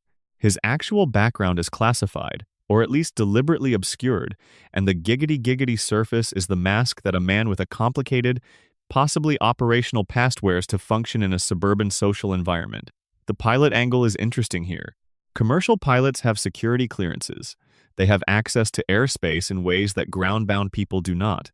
They operate across jurisdictions without being fully subject to any single one. A character who is simultaneously a suburban neighbor, a commercial airline pilot, and someone whose actual biography does not add up, existing within a connected universe where the CIA conducts illegal experimentation on residents of ordinary neighborhoods, is a character you might want to look at more carefully. Joe Swanson adds another layer to the hidden power structure. Joe is a police officer, which gives him legal authority within Quahog. He is also wheelchair-bound, a war veteran with a background in law enforcement that predates his assignment to Quahog. The show regularly shows Joe being aware of crimes committed by his immediate friends, Peter included, without making arrests. He is, by any realistic standard, deeply corrupt. Not in the dramatic way, but in the specific small-town way where the relationships between people matter more than the law. Joe's corruption is a feature of the power structure rather than a bug. He keeps the peace on Spooner Street not by enforcing the law but by managing relationships. He decides what gets reported and what does not. He exercises discretion in ways that make him useful to the specific ecosystem of the neighborhood rather than to the broader legal structure he nominally represents. In a hidden power structure reading, Joe is the local enforcement arm of whatever arrangement exists between Carter Pewterschmidt, the CIA's possible asset Brian, the mystery of Quagmire's real history, and the Griffin family at the center of it all. He is the one who would theoretically investigate if anything went seriously wrong, and he is the one who would quietly ensure that investigations stopped at the right point. The most sustained piece of evidence for a coordinated hidden structure in Quahog comes from the Pewterschmidt cancer suppression lore. Carter has the cure. Carter is also responsible for giving at least one town cancer through his chemical waste. This creates a closed loop of harm and suppressed remedy that is too perfectly arranged to be accidental. He poisons. He has the antidote. He withholds the antidote. He profits from the ongoing illness. This is not the behavior of a foolish rich man. It is the behavior of a system, and systems require infrastructure. They require enforcement. They require people at various levels who know enough of the picture to maintain their part of it without knowing enough to be dangerous. Carter sits at the top of this system. The connections he maintains with other billionaires keep the financial architecture in place. The local institutions, Joe's police force, the mayor's office, the brewery that employs Peter and keeps him financially dependent on local industry, all of these are pieces of a structure that keeps everything running in a way that benefits the people at the top. And at the center of all of it, in a house that is technically on sovereign territory outside the city's jurisdiction, lives a family whose patriarch is too oblivious to be a threat and whose infant child is powerful enough to undo the entire thing if he ever chose to. Carter Pewterschmidt looks at Peter and sees an idiot. He may be right, but the being living in the crib upstairs in Peter's house is the reason the universe exists. The most sophisticated power structure in the show's hidden architecture is operating in proximity to a force that makes every other player in the game look like they are playing checkers. The show has never made that explicit. It has never had a moment where Carter looks at Stewie and realizes what he is looking at. But the proximity is there. The awareness of it on the show's part feels intentional. The most powerful man in the show's human hierarchy exists in constant proximity to the being who caused the Big Bang, and neither of them knows the other's real nature. That is either the greatest irony in the show's history, or it is the setup for something the show has never fully paid off. Section 10: Cleveland, Quagmire, and Joe. The supporting cast mysteries. The three men who sit with Peter at the Drunken Clam every week are not simple characters. They look simple. That is the surface. But the deeper you go into the lore of Cleveland Brown, Glenn Quagmire, and Joe Swanson, the stranger the picture gets. Start with Cleveland. Cleveland Brown left Quahog in Season 8, ostensibly to move to Stool Bend, Virginia, to reconnect with his childhood sweetheart Donna and raise his new blended family. He had a spin-off show for 4 seasons. When the Cleveland show ended, he returned to Quahog. and the show essentially picked up as if his absence had been a brief trip. But the timeline of Cleveland's absence is longer than it looks. He was gone for roughly 4 years of the show's real-world run. The show did not age the other characters during this time, because the floating timeline means nobody really ages. But Cleveland's return brought him back with a different life configuration. A new wife, a stepson, a history in Virginia, a whole other version of his daily existence. The theory about Cleveland that has the most traction is the one about Cleveland Jr., his son. In the early Family Guy episodes, Cleveland Jr. appeared occasionally as a small, hyperactive child. When the Cleveland show started, he was redesigned. He became a larger, more sedentary, rounder child with glasses and a gentler personality. The visual redesign was significant enough that fans noticed it immediately. The resemblance the redesigned Cleveland Jr. bears to Peter Griffin is striking. Same rounded face structure, same general body type, similar personality beats. Cleveland's first wife, Loretta, was having an affair with Quagmire, a fact that becomes canonical within the show. If Loretta was unfaithful with Quagmire, the theory asks, was she unfaithful with Peter as well? And if Cleveland Jr.'s biological father is Peter Griffin, rather than Cleveland, then the change in his appearance across the two shows is not a redesign for narrative reasons. It is the show quietly revealing the truth in the character's visual presentation. This would make Cleveland Jr. and the Griffin children half-siblings. It would create a family connection between Cleveland and Peter that goes considerably beyond friendship. And it would explain, in the theory's logic, why Peter and Cleveland's friendship has always had a specific warmth underneath the comedy that is different from Peter's friendships with Quagmire and Joe. There is a theory that runs parallel to this that connects Quagmire's true age to something darker. The birth year discrepancy, 1946 versus the 1986 high school graduation, is too large to be a careless continuity error on a show that otherwise maintains fairly consistent character ages. The gap implies that Quagmire's public biography has been falsified. The question is who falsified it and for what purpose? One reading is that Quagmire is simply much older than he presents himself as being. Some theories about him suggest that his agelessness, the fact that a man supposedly in his 60s presents as someone in his late 30s, is connected to the same CIA experimentation that may have produced Brian. If the CIA can move brains between bodies, if they can produce talking animals, it is not much further to imagine they could also extend human life, halt aging, or produce a human subject who ages at a dramatically different rate. A Quagmire who has been alive since 1946, who does not age normally, who is a commercial pilot with security clearances, whose biographical facts do not add up, and who exists in the same narrative universe as proven CIA experimentation, is not just a comedy character with inconsistent writing. He is a data point in a larger picture. Quagmire's relationship with Brian is one of the show's most discussed dynamics. His hatred of Brian, expressed most completely in the Season 8 episode Jerome is the New Black, is framed as righteous indignation. Brian is a hypocrite. Brian pretends to be moral while behaving terribly. Quagmire calls him out with a precision that suggests he has been watching Brian carefully for years, cataloging failures, waiting for the moment to deploy the list. This kind of sustained observational investment in another person's failures is not how people normally treat someone they simply dislike. You do not memorize the specific hypocrisy of someone you merely find annoying. You compile that kind of file on someone you consider a threat. The fact that Quagmire's speech is so comprehensive, so specific, so perfectly assembled, suggests that his feelings about Brian run deeper than social irritation. And here is the interesting theory about that dynamic. What if Quagmire knows what Brian is? What if his intelligence background, whatever it actually contains, gave him access to information about Brian's origin, about the CIA's experimental program, about what exactly the Griffin family's talking dog actually represents? In that reading, his contempt for Brian is not about Brian's personal flaws. It is about the offense of a manufactured intelligence, presenting itself as authentic, of a designed product pretending to be a person. A man who has lived since 1946 and knows what covert programs are capable of would not be fooled by a talking dog's literary pretensions.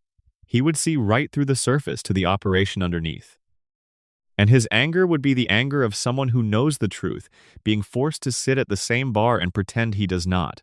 Joe Swanson's arc across the show is one of the cleanest examples of the supporting cast decline that the later seasons exhibit.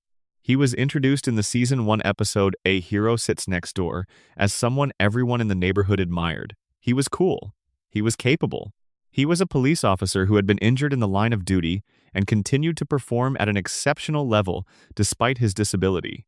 Peter was jealous of him. Jealousy in a sitcom is usually a compliment. You are jealous of people you consider superior. Peter wanted to be Joe, which established Joe as someone worth wanting to be. The slow degradation of Joe's status across the seasons is uncomfortable to watch when you track it deliberately. His disability went from being a character detail that coexisted with his competence to becoming the primary source of comedy in his stories. His wife Bonnie, who was pregnant for the entire early run of the show, eventually had her baby and also fell out of love with Joe during the same period. Peter, who once envied Joe, became one of the people most likely to make jokes at his expense. The theory about Joe that goes deepest is the one that asks what being a cop in Quahog actually does to a person over time.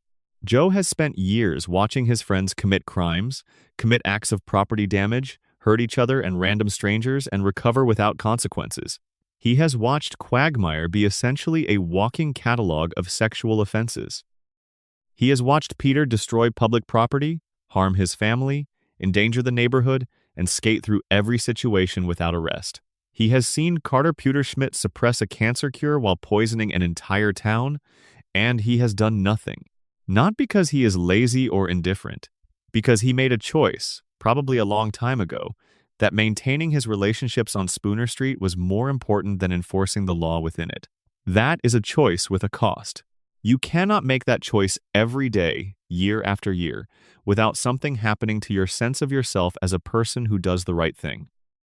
The theory proposes that Joe's decline is not Flanderization in the traditional sense. It is moral exhaustion made visible. He was a hero. He became complicit. The difference between those two states wears on a person.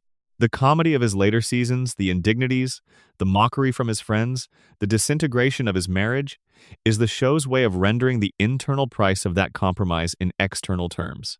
He looks like someone being punished by circumstance. But the real punishment is something he has been administering to himself since the moment he decided that friendship on Spooner Street was more important than justice in Quahog. There is a last, quieter theory about all three supporting characters that connects to the larger hidden structure. Cleveland, Quagmire, and Joe all exist in specific relationship to Peter that follows a particular pattern. Cleveland provides warmth, Quagmire provides transgression, Joe provides the law. These are not just personality types, they are social functions. Together they constitute the full range of what Peter's social world needs to operate. Warmth, transgression, and law. The three components of any functioning community: the friend who connects, the element that tests boundaries, the authority that enforces them. Peter sits at the center of this triangle, absorbing all three inputs, shaped by all three forces. This is either a very neat piece of character design, or it is the underlying architecture of a small community being rendered in its minimum viable components. A town needs connection, challenge, and governance. Spooner Street has those things. They just happen to live in the bodies of three men who watch football and drink beer, and don't always know what they mean to each other. Section 11. The Griffin Family Curse. Generational Trauma and Hidden Lore. Every family in fiction carries something. A pattern. A wound. A recurring shape that shows up in generation after generation, in slightly different clothing. The Pewterschmidts carry wealth, and the cruelty that accumulates alongside it. The Griffins carry something else. Something more diffuse and harder to name, but just as persistent.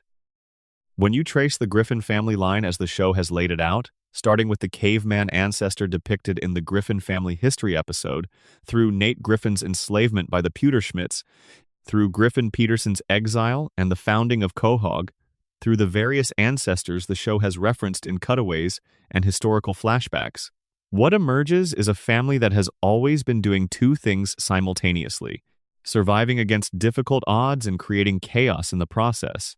The show establishes in a Season 4 episode that the Griffins go back to prehistoric times with a caveman ancestor.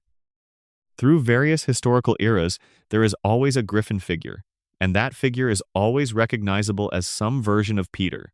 Dumb but resourceful, unlucky but persistent. The kind of person who causes enormous amounts of collateral damage while nominally attempting something good. Moses Griffin parts the Red Sea because his followers complain about getting wet. A Griffin knight falls off his horse repeatedly. A Revolutionary War era Griffin embarrasses himself with the Founding Fathers. The pattern is not accidental. The Griffins have been this way since before recorded history. Whatever it is that makes Peter Griffin specifically and uniquely himself is not a personal trait. It is a bloodline inheritance. It has been passed down through every generation in the family's history. The technical term for this, outside of the comedy framing, is generational trauma. Not the dramatic kind. Not the kind that gets named and processed in therapy scenes. The quiet, ambient kind, where a pattern of behavior is transmitted through family systems without anyone ever fully articulating what the pattern is or where it came from. What is the Griffin's specific pattern? The evidence suggests it is something like this. Tremendous capacity for love and loyalty, expressed through disastrously poor execution. A genuine desire to belong, perpetually sabotaged by an inability to read social situations accurately. Enormous physical presence and energy, deployed with almost no precision. And beneath all of it, a bottomless need for acceptance that drives behavior the person cannot always explain even to themselves. This pattern appears in Griffin Peterson, who loses Lady Redbush through no fault of his own, but whose entire arc is about being exiled from the place he belongs and spending his life trying to rebuild that belonging from scratch. It appears in Nate Griffin, who was enslaved by the same family his descendant would eventually marry into, whose entire existence was defined by being denied the belonging that was his due.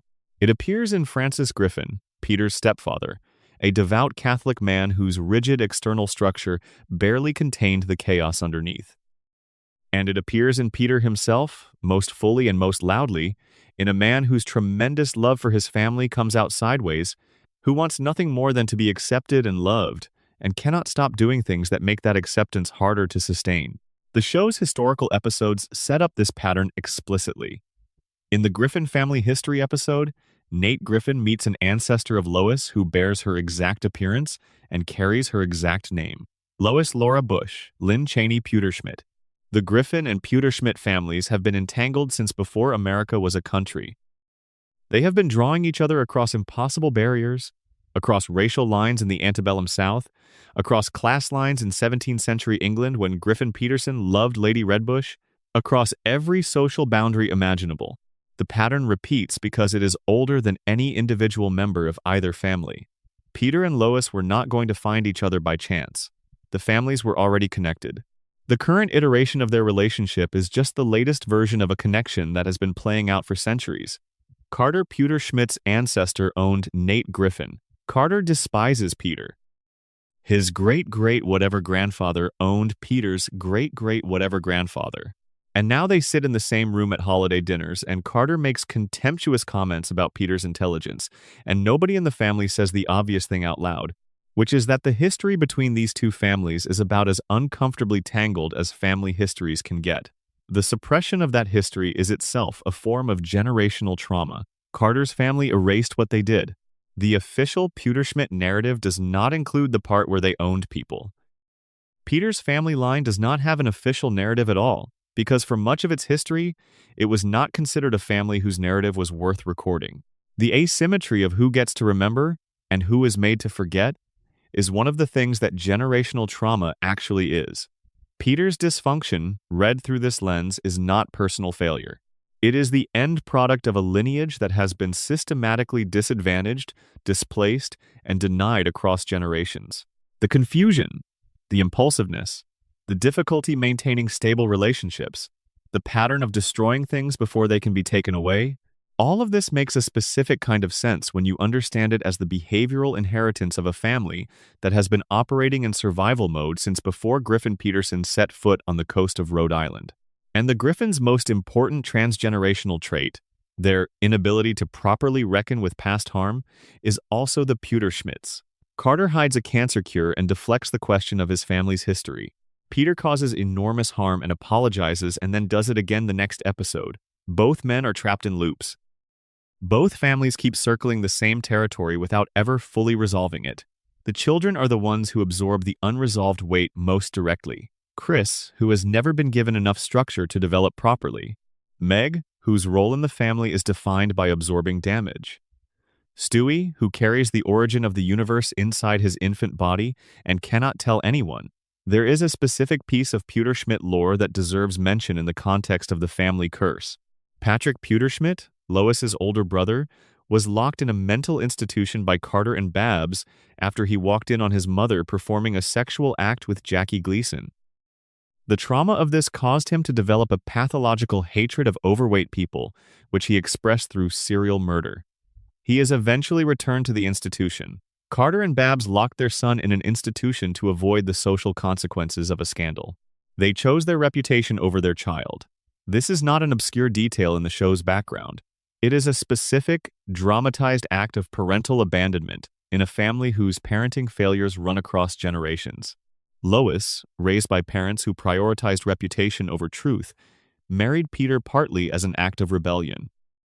She chose a man who was the opposite of her parents' world, a working-class, impulsive, unpretentious man who had no social armor whatsoever. What she possibly did not fully reckon with was that choosing a partner as an act of rebellion against your family is not the same as choosing a partner for the right reasons. The marriage was, at its inception, at least partly a statement. And like all statements, it carries the energy of the thing it is arguing against, as well as the thing it is arguing for. The Griffin family curse, if you want to name it, is this. Each generation inherits an unresolved story from the one before it. They try to resolve it by doing something new. The something new creates a new unresolved story for the next generation. The cycle continues. Nobody ever quite gets out ahead of it. Stewie is the most interesting figure in this lineage because he is the most aware. He knows something about the structure of time and reality that nobody else in the family knows. He has seen how things unfold. He has run the simulations. He has visited the parallel timelines where different choices were made. And he keeps coming back to the same house on Spooner Street, the same crib, the same family. Not because he has to. He demonstrably does not have to. He could leave at any time. He has the technology. He has the intelligence. He has, arguably, the entire universe at his disposal. He stays because something holds him here. And the most emotionally honest reading of that choice is that the Griffin family, for all its dysfunction, for all its unresolved history and its patterns of harm and its generational weight, is the context that made him, not biologically, in the simple sense, but existentially. The universe he created contains this family. This family shaped the being he is. Leaving them would mean leaving the specific conditions that produced Stewie Griffin, and Stewie, for all his power, has decided that those conditions are worth staying for. That is either love in its most unconventional form, or it is the most sophisticated long-running experiment in the history of consciousness. Possibly both. Section 12, The End of Quahog. What happens after the show? Every story that has ever been told has always been building toward an ending, even the stories that don't know it yet. The question of what happens to the Griffin family after the last episode of Family Guy airs is not purely a hypothetical. The show has gestured toward possible futures multiple times, and each one tells you something about what the writers believe, consciously or not, is the logical terminus of everything they have been building. In the Season 8 direct-to-DVD movie Stewie Griffin, The Untold Story, a possible future is shown in which Stewie is 35 years old, working at a Quahog circuit shack, living a deeply ordinary life. He is called Stu in this future. He is not brilliant. He is not building weapons. He is selling electronics to people who could not care less about the man serving them. He is, in this future, the most unremarkable version of himself. The terrifying infant genius grew up to be someone you would walk past on the street without looking twice. The show frames this as a tragedy that needs to be avoided. The Stewie who time travels to this future is horrified.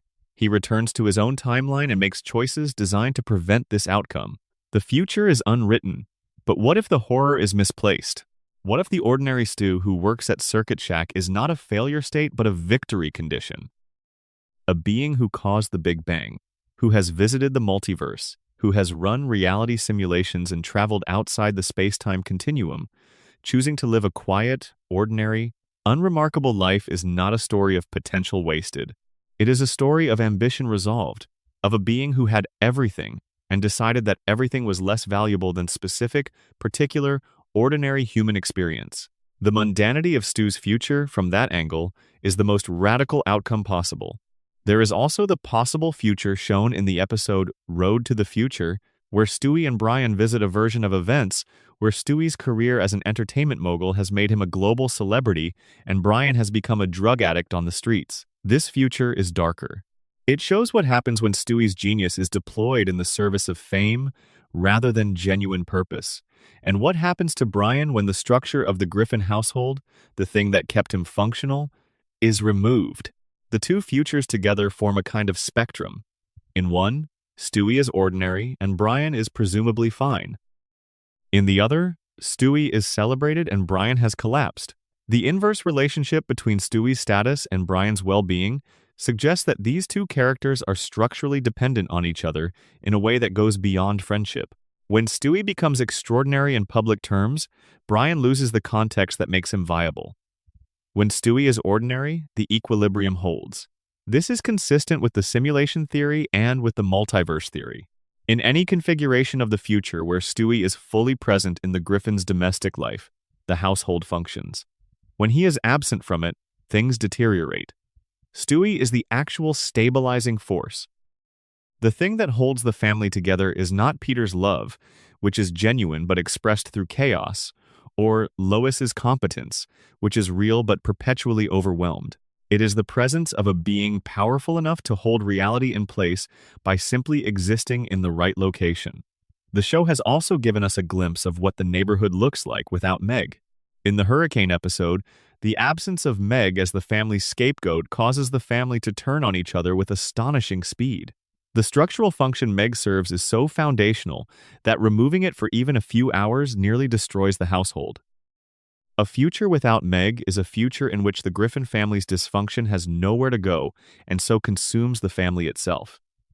This has an implication for any post-show future that the theories do not always address.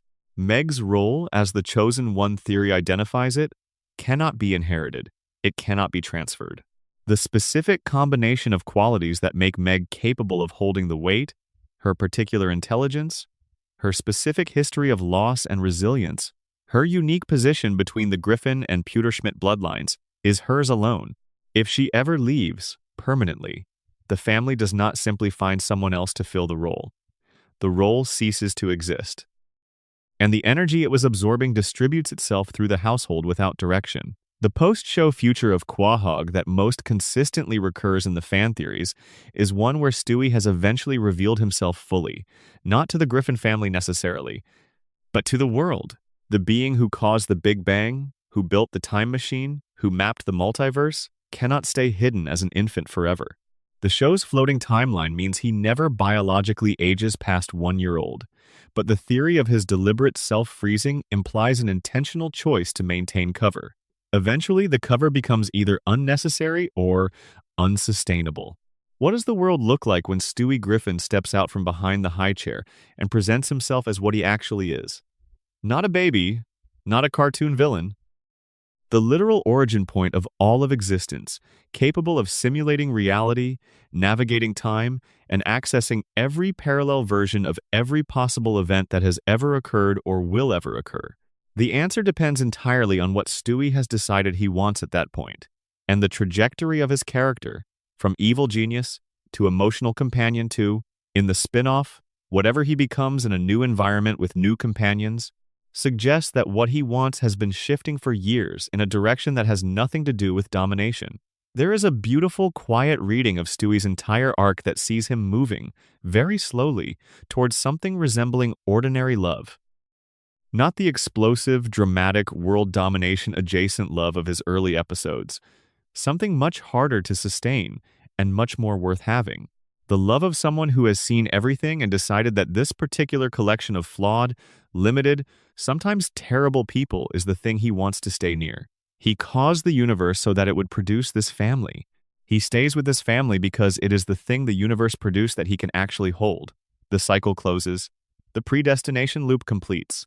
Not with conquest. With a baby in a crib on a street that is technically outside every jurisdiction, choosing every day to still be here. The show will end eventually. Every show does. But the mythology that has accumulated around these characters across 20-plus seasons is dense enough that the ending, when it comes, will not really be an ending. It will be a pause. A moment where one iteration of the loop reaches its endpoint, and the next iteration has not yet begun. In a multiverse with infinite branching timelines, in a world created by a time-traveling baby and inhabited by characters who die and come back and age and freeze and change and reset, the concept of an ending is a little harder to sustain than it is for most stories. The Griffin family will still be somewhere. Some version of them, in some branch of the infinite tree, will still be eating at the table while Peter says something he shouldn't, while Brian reads something sophisticated and drinks something he shouldn't, while Meg absorbs something quietly, while Chris looks around with beautiful, oblivious goodwill, while Stewie watches everything from the high chair with those particular eyes that see too much and say too little. The universe that Stewie built keeps going. Spooner Street keeps going. The Drunken Clam keeps going. The mechanisms of this story are too deeply embedded in the structure of the thing that produced them to simply stop. Quahog will be there. Whatever comes after the show, whatever Fox decides, whatever Seth MacFarlane eventually does, the town that Griffin Peterson founded in a moment of exile and stubbornness, the town named for historical reasons that nobody quite agrees on, the town with a fictional zip code and a population that keeps getting killed and keeps showing up will still be there. And the family on the patch of land that is technically outside its borders will still be the thing the story is about. Not because they are the most important people in the universe. One of them is, objectively, the most important being in the universe. But that one does not think of himself that way on his best days. He thinks of himself as Stewie, Brian's best friend, the youngest Griffin, the baby in the yellow shirt. That identity, freely chosen by a being who could have been anything, is the whole story. That is what 20-plus seasons of theories and mysteries and hidden lore has been building toward. Not the simulation, not the multiverse. Not the conspiracy or the generational curse or the hidden power structure. A baby who could be everything choosing, deliberately, to be this. And that is a thought worth carrying with you as the night goes quiet and the theories settle and whatever place you are in right now gets a little darker and a little more comfortable and the world outside goes slow. Wherever you are watching from, thank you for being here. These stories are worth telling precisely because they are worth examining this closely. The chaos of Quahog, viewed from the right angle, is not just comedy. It is a record of how strange and stubborn and surprisingly tender life can be, even when it is animated, even when it resets every week, even when nothing sticks, especially then. If this kind of deep exploration is your thing, please subscribe. It is completely free, it helps the channel keep doing what it does, and it means that next time I put something together, you will be right here for it. Drop a comment if there's a theory we missed, a piece of lore you want to go deeper on, or just to let me know you made it all the way to the end. That matters more than you might think. Sleep well. The universe will still be here when you wake up. Stewie made sure of that. End of script. Section 13. The Double Life of Lois Griffin. Hidden Darkness Behind the Pearls. Lois Griffin is often the character people think about least when they are assembling theories about Family Guy. She is the competent one, the rational one. The person in the household who is most consistently trying to hold things together. The piano teacher. The mother. The woman who married a man her parents hated and built a life with him in a town that is technically not part of any jurisdiction. She is the anchor. But the longer the show runs, and the more carefully you read what it actually shows you about who Lois is, the more her apparent stability starts to look like something else. The anchor is holding something down, not just holding things together. And what is underneath is considerably darker than a woman who occasionally loses patience with Peter. Start with her origin story, which the show has assembled in pieces across many seasons. Lois Pewterschmidt grew up in one of the wealthiest families in Rhode Island. She had every material advantage: private education, social connections, a father whose net worth connected him to the most powerful people in the country. She could have had any life. She could have married into another wealthy family and slid seamlessly into the social tier she was born into. She chose Peter, the pool towel boy, the man who worked at her parents' country club in the most literally service-level role available, the man who was funny and reckless and had nothing in common with the world she came from. This choice is usually read as romantic, The rich girl who fell for the working-class man because he made her feel alive. And that reading is not wrong, exactly. But it is incomplete, because it ignores one detail that the show establishes clearly. Lois had a life before Peter that she does not discuss much. She had relationships. She had a period of her own that the family's official history papers over. Stan Thompson is the name the show drops in Season 3. Stan Thompson is or was Lois's serious boyfriend before Peter. Stan Thompson may or may not be Meg's biological father. The show has never fully committed to either position, which is the specific kind of deliberate ambiguity that usually means there is something there. If Meg is Stan Thompson's daughter, then Lois's choice to stay with Peter, to raise Meg as Peter's child, and to never fully address the question of Meg's paternity represents a sustained deception that she has been maintaining for the entire run of the show. It is not passive. It is not accidental.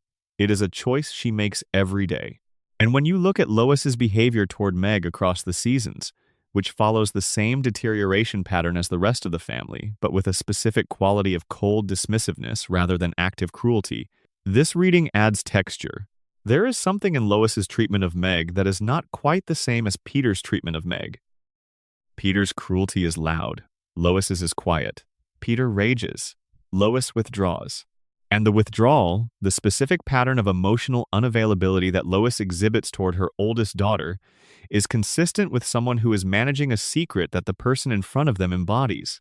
But the hidden Lois theory goes further than just Meg's paternity. There is a portrait of Lois's character across the show's run that assembles into something genuinely alarming when you look at it all at once, rather than episode by episode. The show has revealed, at various points, that Lois was a shoplifter with a criminal history, that she was, in her younger years, a woman with a substantially different moral profile than the suburban piano teacher she presents as in the show's main timeline. She has a past self that was reckless and boundary-free. The show treats this as comedic backstory, the good girl who is secretly wild, and then moves on. But the pattern is too consistent to be purely played for laughs. Lois's capacity for deception, her ability to maintain an appearance of normality over a reality that is significantly messier, her specific skill at managing multiple truths simultaneously, these are not the casual qualities of a woman who did a little shoplifting in her 20s. These are the practice skills of someone who has been doing this for a very long time. There is also the matter of Lois's relationship with violence. The show has multiple episodes in which Lois is revealed to be extraordinarily capable of physical violence when the external controls on her behavior are removed. In the episode where she boxes, she proves to be a natural. In the episode where she briefly becomes a religious extremist after finding sobriety, her self-righteous certainty turns to violence with alarming speed. When Lois is not filtering herself through the performance of competent domesticity, what emerges is not a slightly more relaxed version of herself. It is someone with a genuine capacity for harm. The theory that builds around this is that Lois's apparent sanity is not inherent. It is constructed. It is a performance she gives every day because it is the performance that keeps her life in order. Without the specific structure of being Peter's wife, being the Griffin children's mother, being the responsible adult in the household, Lois would not gradually drift into something slightly messier. She would collapse into something entirely different. Peter's chaos in this reading is not something Lois manages in spite of herself. His chaos is the container that gives her self-control its purpose.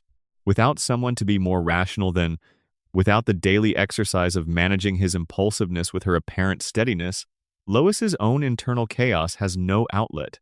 She needs Peter's dysfunction to maintain her own stability. The marriage is not functional despite his deficits. It is functional because of them. This dynamic connects to the broader generational pattern we traced in Section 11, the Pewter-Schmitz suppress. They have been suppressing for generations. Whatever is uncomfortable, whatever is messy, whatever does not fit the preferred narrative gets locked away. Patrick was locked in a mental institution. The family's history with the Griffins is not discussed. Carter's crimes are not addressed. The family operates by enforcing a surface of respectability over everything that does not belong there. Lois is a Pewter-Schmidt. She learned suppression at the highest level from parents who had raised it to an art form. The rebellion of marrying Peter was real, but you cannot fully escape the skills your upbringing gave you, Lois suppresses. She does it more skillfully and with more genuine warmth than her parents, but she does it. The secrets she keeps are smaller than Carter's. The harm she causes is less dramatic, but the mechanism is the same. What the show gestures toward but never fully articulates is the possibility that Lois's arc, across the full run of the show, is a woman slowly losing the ability to maintain the suppression. The later seasons show her being colder, more withdrawn, more capable of cruelty toward Meg, less willing to engage with Peter's emotional needs. She is not becoming a worse person. She is becoming a more tired one. The energy it takes to keep everything managed and contained is a finite resource, and she has been spending it for years. The version of Lois at the end of the show, if the show were to end honestly, would be a woman who has been carrying too much for too long and is starting to put things down that she probably should have put down earlier. Whether that is tragedy or relief depends entirely on what she chooses to do once her hands are free. Section 14. The Animal Intelligence Conspiracy. What do the talking animals know? Family Guy is not the only show in Seth MacFarlane's animated universe. American Dad and The Cleveland Show exist in adjacent continuity, and across all three shows, there is a recurring element that nobody seems to find sufficiently strange. Talking animals. Brian Griffin is a talking dog. Klaus in American Dad is a talking fish, specifically a human brain inside a fish's body, courtesy of CIA experimentation. The evil monkey who lived in Chris Griffin's closet could not speak but possessed clear human intelligence and emotional complexity. Various other animals across the show's runs have demonstrated capacities that go well beyond what biology normally permits. The CIA explanation for Klaus is canonical within the fiction. The CIA moved a human brain into a fish's body. They did this as an experiment, possibly as a demonstration of capability, possibly as part of a broader program. The experiment worked. Klaus has retained human cognitive function, language, memory, and identity despite being housed in a fish's body. This is the established baseline. The CIA can do this. In the world of these shows, the technology for moving consciousness between species is a documented reality. Now ask the question that nobody in either show ever asks out loud. If the CIA did this once with Klaus, why would they only do it once? The fan theory that assembles around this logic proposes that Brian Griffin is not a naturally occurring intelligent dog. He is a product of the same program that produced Klaus, or an evolved version of it. Rather than moving a human brain into a dog's body, the program may have involved modifying a dog's brain to produce human-level cognition or implanting artificial intelligence scaffolding onto a dog's neurological architecture. The result is a being that presents as a dog but functions at human level or above, without anyone outside the program knowing the true nature of its origins. This explains several things about Brian that the show has never fully addressed. Brian's intelligence is inconsistent across the seasons in a specific way. In the early seasons, his intelligence feels grounded. He has read the books he references. He understands the cultural context he moves through. His smartness feels like the accumulated product of genuine intellectual engagement over time. In the later seasons, his intelligence becomes more performative. He drops references without demonstrating understanding. He claims sophistication that his actions consistently contradict. If Brian is a designed intelligence, this inconsistency could be the result of the design architecture degrading over time. Neural modifications, like any engineered system, require maintenance. The alcoholism Brian exhibits would accelerate the degradation of whatever modifications were made to produce his cognitive capacity. The Brian of the early seasons is a well-maintained system. The Brian of the later seasons is a system that has been neglected, damaged by alcohol and time, operating on increasingly corrupted architecture. The theory also provides a framework for the Quagmire hatred. Quagmire, as the hidden power structure theory suggests, may have intelligence community connections that give him access to information unavailable to ordinary citizens. If he knows what Brian is, his contempt is not about Brian's personal flaws. It is about the specific offense of a manufactured intelligence presenting itself as authentic. A man who has worked within or adjacent to institutions that created Brian would have a particular reaction to watching the result of that program sit in a bar and lecture people about literature. There is another layer to this theory that involves the show's multiverse architecture. In Road to the Multiverse, Stewie and Brian visit a parallel universe where the evolutionary hierarchy is reversed. Dogs are the dominant species. Humans are the pets. Stewie and Brian visit this universe and interact with its inhabitants, including a dog equivalent of Stewie and a human equivalent of Brian. The reversal is played as a visual joke, but it implies something about the structure of intelligence in the McFarlane universe that is more interesting than a sight gag. If there exists a universe where dogs are the dominant intelligence and humans are domesticated animals, then the question of what Brian is in the main timeline becomes more complicated. He is not simply a dog who happens to be smart. He is a member of a species that, in some branches of the multiverse, is the dominant form of life on the planet. His specific intelligence, in the main timeline, is not an aberration. It is the expression of a potential that exists in dogs as a species and has been suppressed by the accident of their domestication in this particular timeline. Whether that potential was artificially unlocked by CIA experimentation, or whether Brian represents a natural occurrence of dog intelligence that simply had the right developmental conditions to emerge, the result is the same. He is more than he appears. The question is only by how much and through what mechanism. The evil monkey in Chris's closet adds an interesting data point to this. The monkey was never given the ability to speak within the show's fiction. He communicated through expressions, gestures, and pointing, but his intelligence was consistently depicted as human equivalent. He had a history. He had relationships. He had an emotional life complex enough to be the subject of an entire origin episode, in which it is revealed that he was originally a friendly monkey who became menacing after discovering his wife's infidelity. A monkey with a coherent memory of marital betrayal, the capacity to grieve it, and a sustained behavioral response to the grief that lasted years, is a monkey with human-level emotional intelligence. He is not doing this through language. He is doing it through the full complexity of non-verbal emotional experience. This is, arguably, more impressive than Brian's talking, because Brian's language was given to him through whatever modification produced him.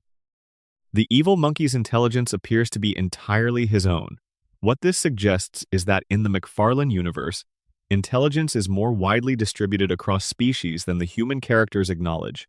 The talking animals are not anomalies in a world where intelligence only lives in human minds. They are the visible tip of a much broader phenomenon. The animals who do not talk in the show are not necessarily less intelligent. They may simply be choosing not to, or be unable to, or have found that the performance of ordinary animal behavior is a more practical, operational choice in a world where humans make all the structural decisions. Brian, in this reading, is not the anomaly.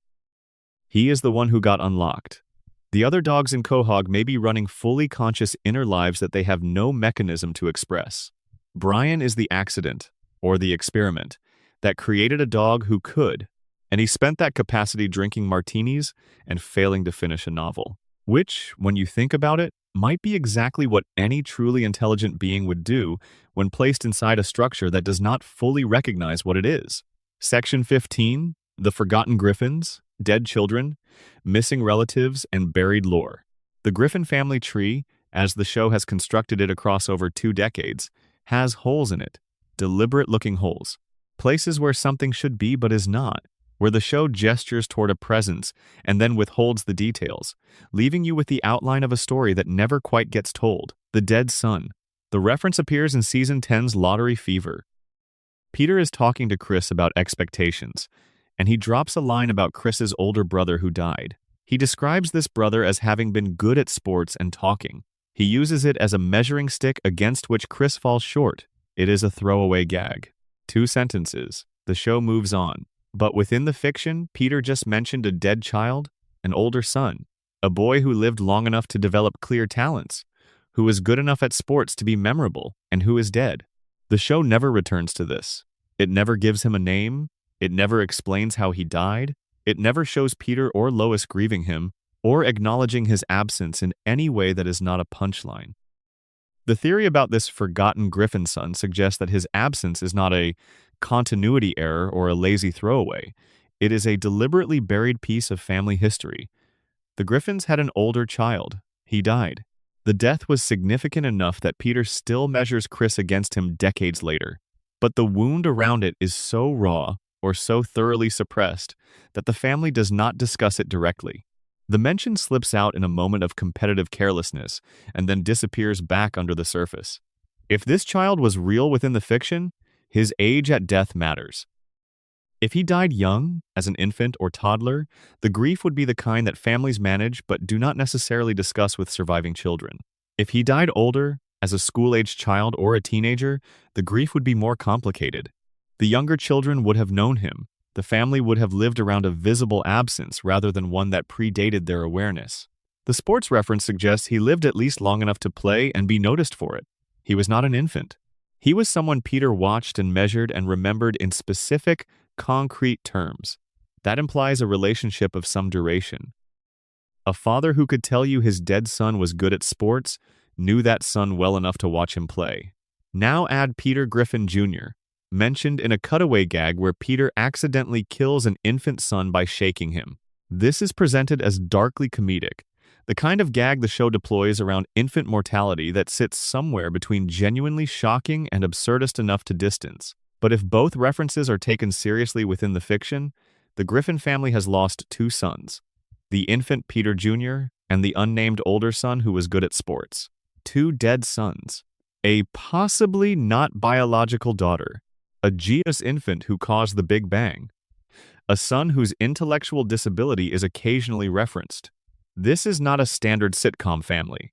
This is a family that has been hit by the kind of sustained loss that reshapes everything downstream of it, and the show has been mostly hiding that fact inside comedy.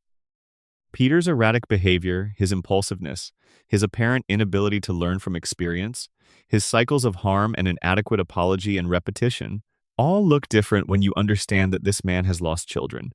Multiple children, in ways that the show never gave him space to process, never gave him language to address, never gave him permission to grieve fully. The inability to grieve properly, the way it comes out sideways as aggression or recklessness or a kind of manic energy that never quite resolves, is one of the most consistently documented patterns in human psychology. You lose something devastating. You cannot process it. The energy of the grief has to go somewhere. It goes wrong. It becomes behavior that nobody around you understands, because nobody knows what is underneath it. If Peter is not simply a cartoon buffoon but a man burying multiple profound losses under an identity built on loudness and impulsiveness, then the entire show is a different experience. The comedy is still there, but underneath it is something that aches in a very specific way once you know how to look at it. The other missing relative worth tracking is Lois's brother Patrick, who we covered briefly in the previous section but who deserves his own focused attention here. Patrick Pewter-Schmidt was in a mental institution for most of his adult life. He was put there by his own parents, Carter and Babs, after a traumatic experience that they could have addressed through treatment and support, but instead addressed through institutionalization and suppression. He developed a psychiatric condition that expressed itself through serial murder of overweight people. Patrick's existence in the family's history is a buried truth that everyone in the family managed to avoid knowing about for years. Lois did not know she had a brother. The memory of him was excised from the family's official narrative. In a house full of photos and family history and the accumulated evidence of lives lived, Patrick was simply removed. This kind of erasure requires sustained effort. It requires everyone in the family to agree, implicitly or explicitly, to maintain the silence. Carter had to tell Babs to say nothing. Both of them had to present a consistent false history to their children. Lois grew up in a family where she had an older brother who had been removed from her life before she was old enough to remember him, and nobody told her. The specific shape of the harm this causes is one the show never fully explores. What does it mean for a person's sense of family, of safety, of the reliability of their own memories and history, to discover as an adult that they had a sibling who was hidden from them? That the family structure they thought they understood was built on a gap they were never told about? Lois's response, when she finds Patrick, involves trying to help him. She advocates for him. She does not immediately default to the Pewter-Schmidt suppression pattern. But the encounter also does not fundamentally change her relationship to her family's history. She processes it, manages it, and continues, which is very Lois. Which is very Pewter-Schmidt. There is also a buried lore thread involving the Griffin's extended family that the show has barely touched. Francis Griffin, Peter's stepfather, had a specific personality that the show depicted with reasonable consistency. He was devout, rigid, emotionally unavailable in the specific way of a man whose faith provided structure but not warmth. His relationship with Peter was defined by disappointment on his side and by a complicated mix of resentment and longing on Peter's. The discovery that Francis was not Peter's biological father recontextualizes their entire relationship. Francis knew he was raising another man's son. The rigidity, the difficulty expressing affection, the perpetual sense that Peter fell short, all of this can be read in a new light when you understand that Francis was doing a complicated thing. He was trying to raise a child who was not his, trying to invest in a project he had not entirely chosen, while carrying whatever complicated feelings accompany that situation. He succeeded, in a specific, limited way. Peter is alive. Peter functions after a fashion. Peter has a family and holds jobs and navigates the world. Francis gave him that. The warmth was always limited. The approval was always conditional. But the basic structural scaffolding of a functioning, if messy, adult life was there, and it came in part from a man who had every reason to be less invested than a biological father would be. Mickey McFinnigan, the biological father, is a different story. The man who fathered Peter is a chaos generator with enormous charm and zero sustained responsibility. Peter's visit to him in Ireland is genuinely moving in parts, but also confirms that Mickey is not someone whose life would have given Peter better formation than Francis did. He is fun. He is warm in the moment. He has the energy that Peter recognizes because it is his own. But he is also exactly the kind of person who leaves, who moves on, who does not stay to provide the structure that children require. Peter was shaped by the man who stayed, not the one who generated him. This is one of the show's quieter arguments. That family is the choice of commitment rather than the fact of biology. Francis chose to be Peter's father despite everything. That choice, however imperfectly executed, is what a father actually is. The irony, of course, is that the Peter who emerged from this formation has enormous difficulty maintaining the commitment Francis modeled. He cycles through the kind of harm and repair and relapse that suggests the lesson of sustained fatherhood did not fully take root. He has the capacity for commitment. The early seasons showed it clearly.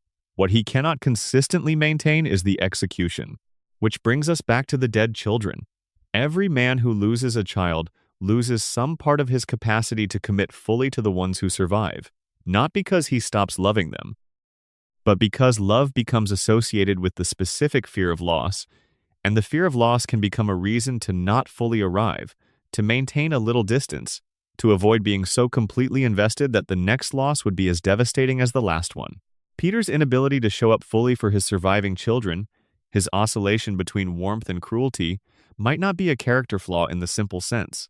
It might be the specific psychic architecture of a man who has already lost children and cannot fully risk losing more in the only way he knows how to prevent it, by not being all the way there.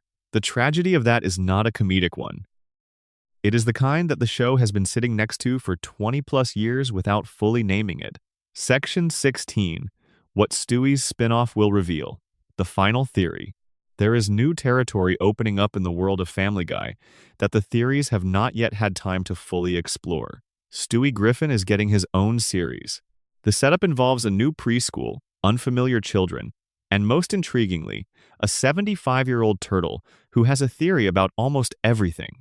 The combination of Stewie and a turtle who has theories sounds like a comedy pairing, and it will be. But if you understand what Stewie actually is, the arrival of a character defined by having theories about everything is not a comedic device. It is the first character in the history of these shows who might actually be operating on a level remotely close to Stewie's own. A turtle. Turtles live for extraordinarily long periods of time relative to most animals.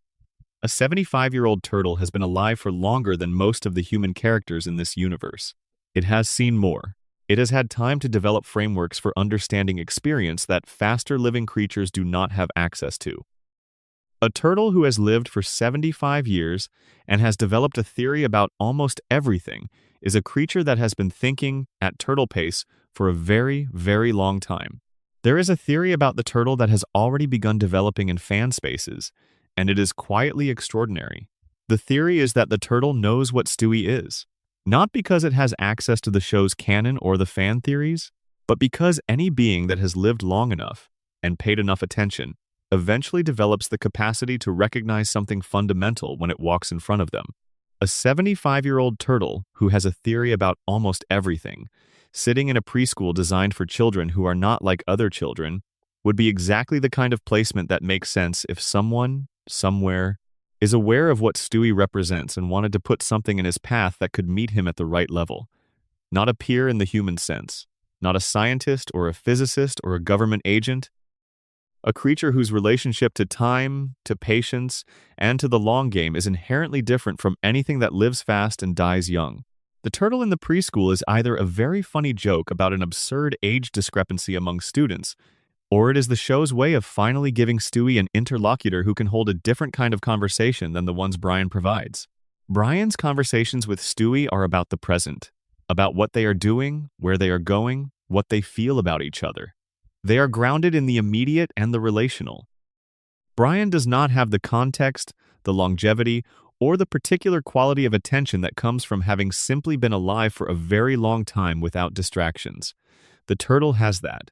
Whatever theories it has assembled across 75 years of turtle attention, they are the theories of a being that has had time to really look at things, to see patterns that faster creatures miss, to understand that most things that seem random or chaotic are, from a long enough perspective, operating on rhythms that are simply too slow for impatient observers to perceive.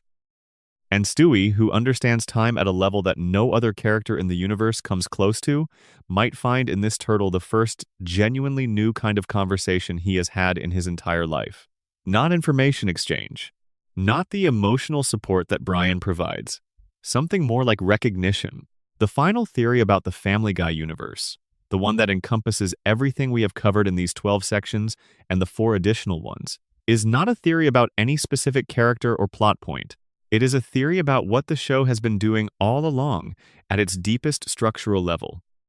Family Guy, beneath the cutaway gags and the shock humor and the character flanderization and the declining ratings and all of the ways it has fallen short of its own best self, is a show about consciousness, about what it means to be aware of your own existence, about what happens when intelligence, wherever it appears, in a baby, in a dog, in a family of broken people in a borderline city, tries to understand what it is doing here and what it should do with the time it has. Stewie is the most dramatic example. A being of extraordinary power, aware of his own cosmological significance, choosing the ordinary and intimate over the grand. But he is surrounded by other examples. Brian is an intelligence that has been given more than it knows what to do with, and who has spent its time trying and failing and drinking and trying again. Peter is a consciousness so overwhelmed by its own experience that it has defaulted to loudness because loudness at least proves you are present. Meg is an awareness so consistently suppressed that it has learned to do its most important work in silence. Quahog is the container. Spooner Street is the stage. The cutaways are the moments when the walls get thin and other versions of the same consciousness peek through. The generational patterns are the evidence that whatever is being worked out here has been working itself out for a very long time. And the turtle is the new presence in the story, the one who has been watching long enough that they see the shape of it all more clearly than anyone who is in the middle of it. What do you say to a baby who caused the Big Bang? What do you say to a being that created the universe and then climbed back inside it and chose to be ordinary? Maybe you say the thing that a 75-year-old turtle would know better than anyone. That the choice to be here, fully and consciously and without retreat, is the bravest and most difficult and most significant thing a consciousness can do. That the universe is not served by someone who created it standing outside it and watching. That the universe is served by someone who created it, choosing to live inside it with all the mess and loss and joy and confusion that living entails. Stewie chose the crib. He chose Brian. He chose Spooner Street. He chose the family that drives him up the wall and that he would move heaven and earth and has to keep in existence. That is not weakness. That is not the evil genius giving up. That is the most powerful being in the history of everything, deciding that being here, with these people, in this messy and unreliable and sometimes terrible and sometimes beautiful story, is worth more than any domination he could achieve.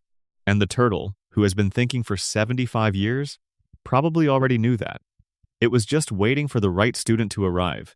The ASMR version of that idea is this. Settle in. The universe is enormous. The stories it contains are deeper than they look. The family on the screen that you have been watching since you were young, or since you discovered them, or since tonight when the algorithm found you and brought you here, has been carrying a mythology this whole time that most people walked past without noticing. You noticed? That matters.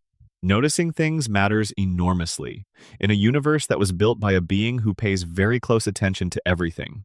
Sleep well. The story keeps going. It was always going to. Like and subscribe. It genuinely helps this channel keep doing what it does, and it means when the next one arrives, you will be the first to know. Good night from wherever you are. Section 17: The Road Episodes and What They Mean. Brian and Stewie's True Relationship. Of all the things Family Guy has done across its run, the Road 2 episodes are the most consistently beloved and the most consistently overlooked in theoretical terms. They are beloved because they work as entertainment every time. They are overlooked theoretically because their pleasures are surface-level obvious. 2 characters, 1 trip, comedy and occasional emotional depth. Easy to enjoy. Easy to set aside without examining closely. But the Road 2 episodes are, when you trace them carefully, one of the most revealing pieces of lore in the entire show. Not because of where Brian and Stewie go in any given episode, but because of what happens between them when they are removed from the context of the Griffin household and placed into the world together. The first Road 2 episode, Road to Rhode Island in Season 2, sets the template. Stewie has been staying with his grandparents in Palm Springs. Brian flies out to pick him up. They end up stranded. They travel together across the country. They fight. They bond. They arrive home changed in small ways that the show almost immediately erases but that feel real in the moment. What the episode establishes is that Brian and Stewie's relationship outside the house is different from their relationship inside it. Inside the house, they are defined by their roles. Brian is the dog, Stewie is the baby, Brian is the voice of something like reason, Stewie is the source of something like danger. The household gives each of them a function, and the function constrains what they can be to each other. Outside the house, the roles dissolve. They are just 2 intelligences traveling together through a world that is not designed for either of them, and the dynamic that emerges is something much more equal and much more honest than what the household permits. Stewie is a better companion on the road than he is at home. Less defended, more genuinely curious. The elaborate villainy persona, which at home is a performance for an audience that cannot understand him anyway, becomes irrelevant when the audience is just Brian. Brian sees Stewie for what he is. He always has. And on the road, Stewie can be that thing more fully. Brian is a better friend on the road than he is at home, less caught up in his own image, less performing the intellectual pose that the household somehow requires him to maintain. When it is just him and Stewie and the open road and a situation that needs to be navigated, Brian drops the pretension and shows the competence and care that he is genuinely capable of when nobody is watching. The Road 2 episodes accumulate into something that functions almost like a separate show within the show. A more honest version of the same characters, freed from the gravitational pull of the household, exploring a world that is larger and stranger and more real than Spooner Street normally allows. Road to Europe takes them to London, Germany, and eventually the Vatican. Road to Rupert takes them to Colorado. Road to the North Pole is genuinely dark in places, showing a version of Santa Claus so disturbing that Stewie, who has plotted world domination, seems genuinely unsettled. Road to the Multiverse, which is the most ambitious of them, takes them through parallel universes with different evolutionary histories, different physical laws, and different configurations of everything they know. The Multiverse episode is the one where the Road 2 format most clearly becomes a vehicle for something beyond comedy. By visiting universes where different choices were made, where evolution went differently, where the laws of physics operate on different parameters, Brian and Stewie are doing something that nobody else in the show's universe would think to do. They are studying the full range of what is possible. They are mapping the space of alternatives to their own reality. And at the end of every Road 2 episode, they go home. Every single time. No matter where they have gone or what they have seen or how extraordinary or terrible the things they encountered were, they choose to go back to Spooner Street. Back to Peter's chaos and Lois's exhausted competence and Meg's quiet suffering and Chris's beautiful obliviousness. Back to the house they have both been frustrated with at various points for various reasons. The consistent choice to return is, if you think about it, the most significant thing these episodes communicate. Brian and Stewie are the two characters most capable of leaving. Stewie has the time machine, he has the interdimensional remote. He has literally the ability to go anywhere and when in all of space and time. Brian is a talking dog with human intelligence. He could build a different life. He has tried, in various episodes, to imagine what a different life would look like. They both come back. Every time.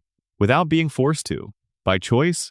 There is a theory about the Road to episodes that frames them as Stewie's education rather than his adventures. The idea is that each trip, each exposure to a different version of the world, is Stewie deliberately expanding the database of his understanding.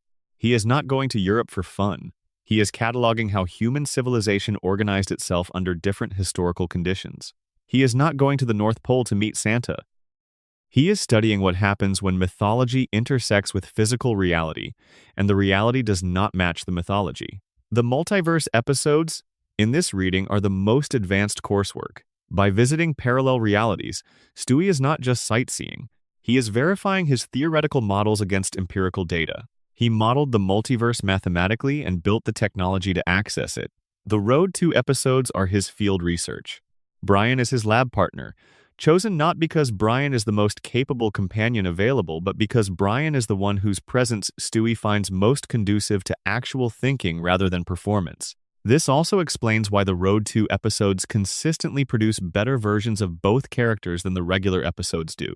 The regular episodes operate within the constraints of the family sitcom format, which requires characters to maintain specific relational roles. The Road to episodes operate outside those constraints, which gives the characters room to be what they actually are rather than what the format requires. What they actually are, when all the formatting is stripped away, is two beings who genuinely like each other and are genuinely interested in the world and are genuinely improved by being in each other's company. That is not nothing. In a show that is often about people making each other worse, Brian and Stewie on the road are consistently about two beings making each other better. The theory about their relationship that has the most support in the show's actual content is not any of the exotic ones. It is not the simulation theory or the CIA theory or the origin myth theory. It is simpler and harder than any of those. Stewie, who has the most extraordinary inner life of any character in the show, and possibly of any character in animated television, has found the one companion who can meet him where he actually lives. Not at the level of his plans, not at the level of his technology, at the level of his experience. Brian cannot understand the multiverse the way Stewie does. He cannot build time machines, he cannot cause big bangs, but he can be genuinely present in a conversation. He can respond to something real that Stewie says with something real of his own. He can be, in the most basic sense, there. For a being as isolated as Stewie genuinely is, the value of that cannot be overstated. He has been alone in his intelligence since the moment he became conscious. Everyone around him except Brian experiences him as a baby. A cute, occasionally articulate baby. The rich interior life, the extraordinary capabilities, the weight of knowing what he knows, all of that goes unobserved by nearly everyone he shares his daily existence with. Brian observes it. Not always accurately, not always with the sophistication the observation deserves, but he observes it. He knows something real is there. He responds to it. He does not condescend and he does not worship. He just engages. With all his flaws and all his limitations, he is genuinely there. That is, in the end, what the Road to episodes are about. Two beings traveling together through an extraordinary range of situations, each one a little more fully themselves in the other's company, always choosing to come home when the trip is done. Not because home is perfect, because the person they chose to travel with lives there. The morning after a long night of theories and mysteries and the strange comfort of stories examined closely, that is the thing that stays with you. Not the Big Bang or the simulation or the hidden power structure. The fact that somewhere in the fictional world you have been visiting, there is a being of extraordinary power who has seen everything and who chooses every day to be on the same street as the one friend who actually looks at him. That is not a theory. That is just what it looks like when someone has decided where they belong. And now, slowly, the theories settle.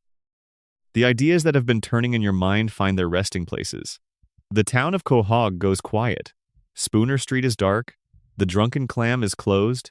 The Pawtucket Patriot Brewery hums on through the night. producing a product that will be consumed tomorrow by people who have no idea what they are actually drinking or in what kind of town. Stewie is in his crib. The return pad sits in a drawer somewhere.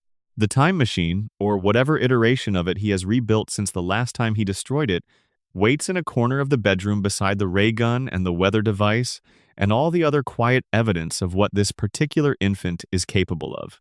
Brian is on the couch. A book is open somewhere near him that he has been meaning to finish for 6 weeks. A glass of something is on the table. He is probably asleep. Peter is in bed. Lois is beside him.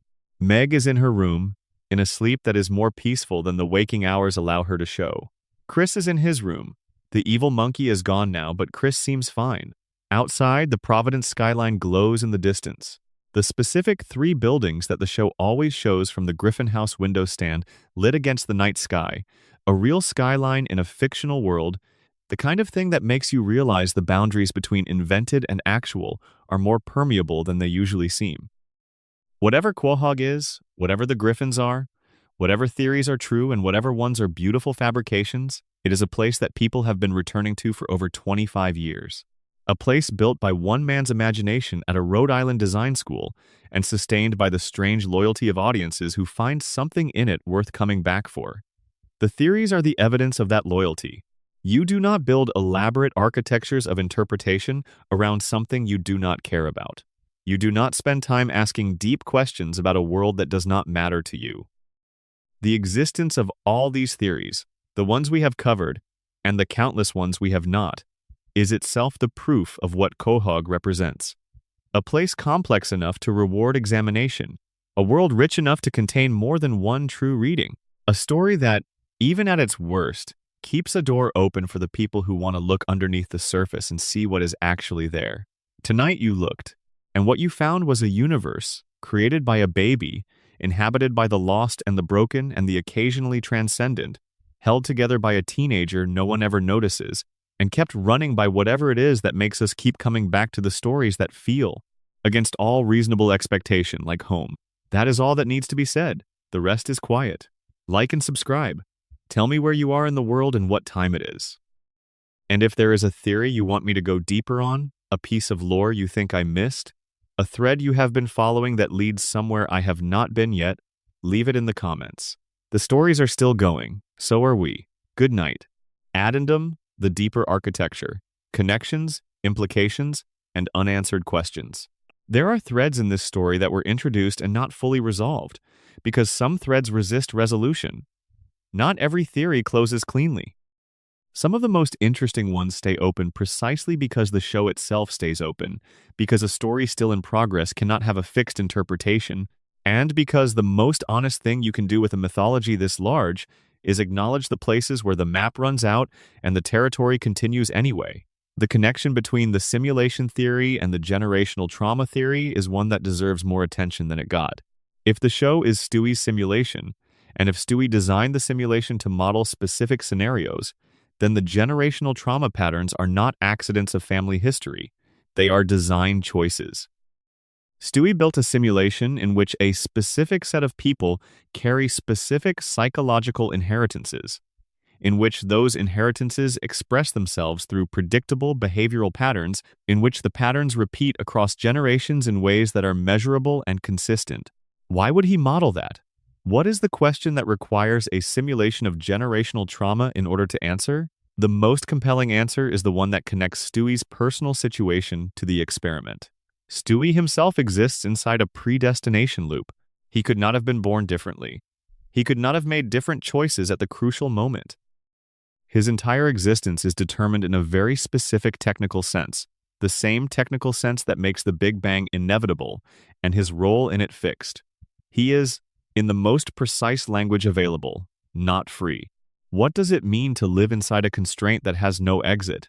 How does a consciousness navigate existence when the major structural features of that existence were set before it was capable of having preferences about them? The Griffin family, with their generational patterns, their inherited behaviors, their inability to fully escape the wounds that were given to them by people who received those wounds from people before them, is a scaled-down version of exactly that question. Peter cannot fully escape being Peter. Lois cannot fully escape being a Pewterschmidt. Meg cannot fully escape being the family's absorber of last resort. None of them chose these roles. None of them can simply decide to be different and then be different. Stewie is watching this and learning from it. He is modeling constrained consciousness. He is asking what it looks like from the inside when you cannot choose your fundamental structure. He already knows what it looks like from the outside, because his own existence is the answer. The simulation is letting him see it from inside the experience. And Brian, in this reading, is the variable he introduced to test a specific hypothesis. Can a consciousness that exists inside a constrained system, defined by its limitations, its addictions, its failures, its designed-in inadequacies, still form a genuine connection? Can something real exist inside something constructed? Can love survive the revelation of constraint? Every episode where Brian and Stewie are genuinely good to each other is a data point in favor of the hypothesis. Every episode where Brian's worst nature wins out is a data point against it. The simulation has been running the experiment for decades. The answer the data keeps suggesting is yes. With enormous difficulty, across enormous resistance, with constant setbacks and an alarming rate of failure in the individual tests, yes. Something real can exist inside something constructed. The love is not diminished by the constraint. It might even be enlarged by it. The fact that these two beings are what they are, limited in all the ways they are limited, and still choose each other across the mess of it all, might be a more significant demonstration of what connection can do than any version involving beings who are fully free and fully chosen. Stewie has been running this simulation for the entire length of the show. He may have his answer. He may have had it for years. The reason the simulation keeps running is not that he needs more data. It is that he has become attached to the experiment. He has become attached to Brian, to the family, to the specific shape of this particular collection of constrained, struggling, occasionally transcendent consciousnesses. The scientist who designed the experiment is now the most interesting data point in it. He did not plan for that. Neither do most of the best researchers. The question of what happens when Stewie finally turns the simulation off, or decides not to, is the show's deepest unanswered question. Every other mystery has at least a framework. The paternity questions have theories. The death questions have mechanics. The power structure questions have players and motives. But the question of what Stewie will ultimately do with the world he built, and with the beings inside it who have become irreplaceable to him, is the one that has no ceiling, and that is how it should be. The best mysteries are the ones that stay open, the ones that you carry with you after the lights go out and the screen goes dark and the world outside gets very quiet and the distance between you and wherever Quahog might be, in some corner of the imagination, gets very small. Somewhere, in a house that sits technically outside every jurisdiction, in a city with a contested founding and a criminal name, and a population that keeps dying and keeps showing up, in a bedroom next to a crib that contains something the universe cannot afford to lose, it is very late at night. Everything is still. The return pad is powered down. The time machine is at rest.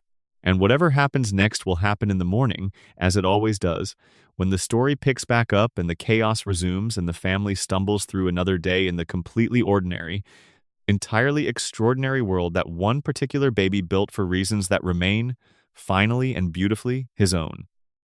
That is where we leave it. That is where all good theories leave you. Not with the answer, but with a better sense of the question. Not with the map complete, but with more of the territory visible than you had before. Thank you for spending this time in Quahog.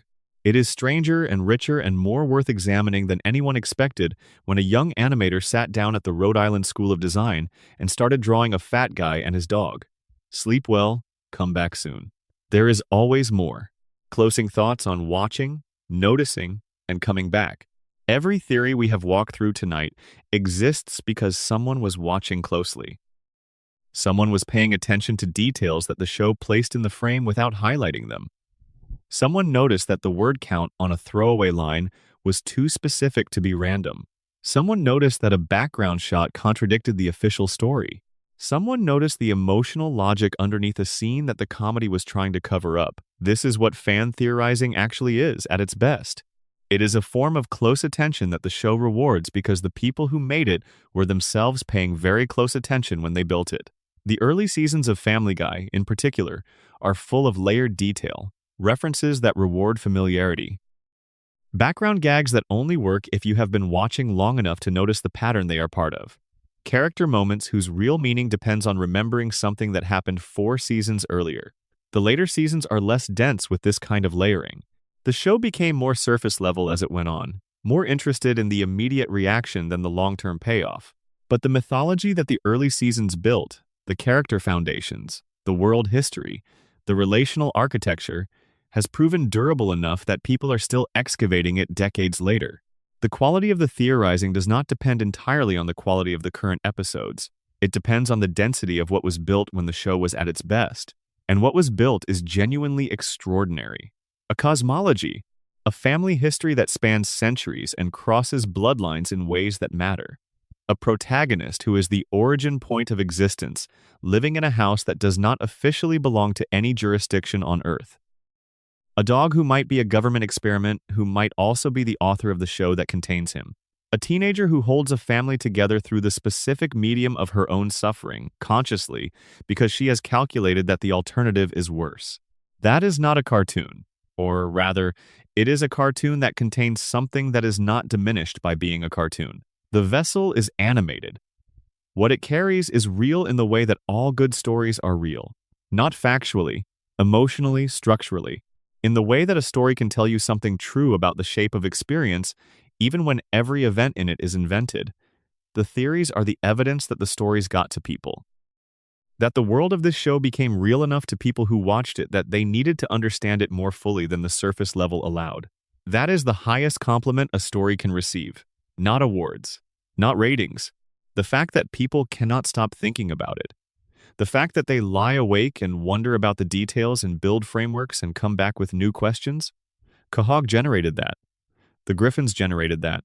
Whatever else the show has been across its long and sometimes troubled run, it generated that, and it continues to.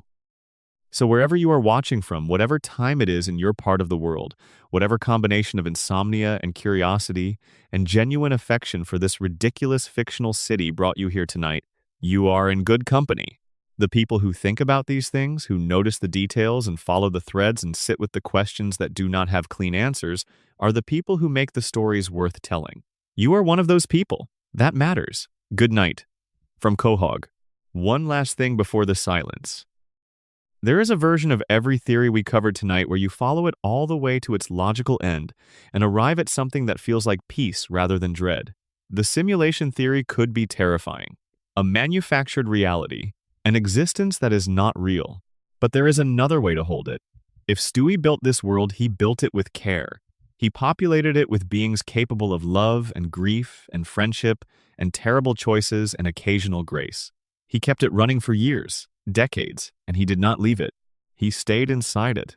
Whatever he was trying to understand, he cared enough about the question to stay present with the experiment across its entire run. A creator who stays inside the thing they made, who refuses to observe from outside, who chooses to live in the mess and uncertainty alongside the beings they brought into existence, is a creator who has decided that the world they built matters, that the experience of being inside it matters, that presence is more valuable than distance. That is not a frightening vision of existence. It is, in its way, a kind description of what it means to care about something. You build it, you stay.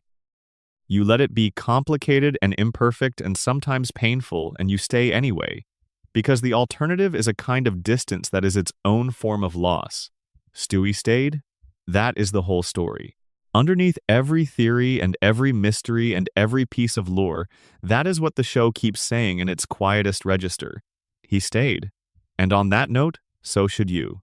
Stay comfortable, stay curious.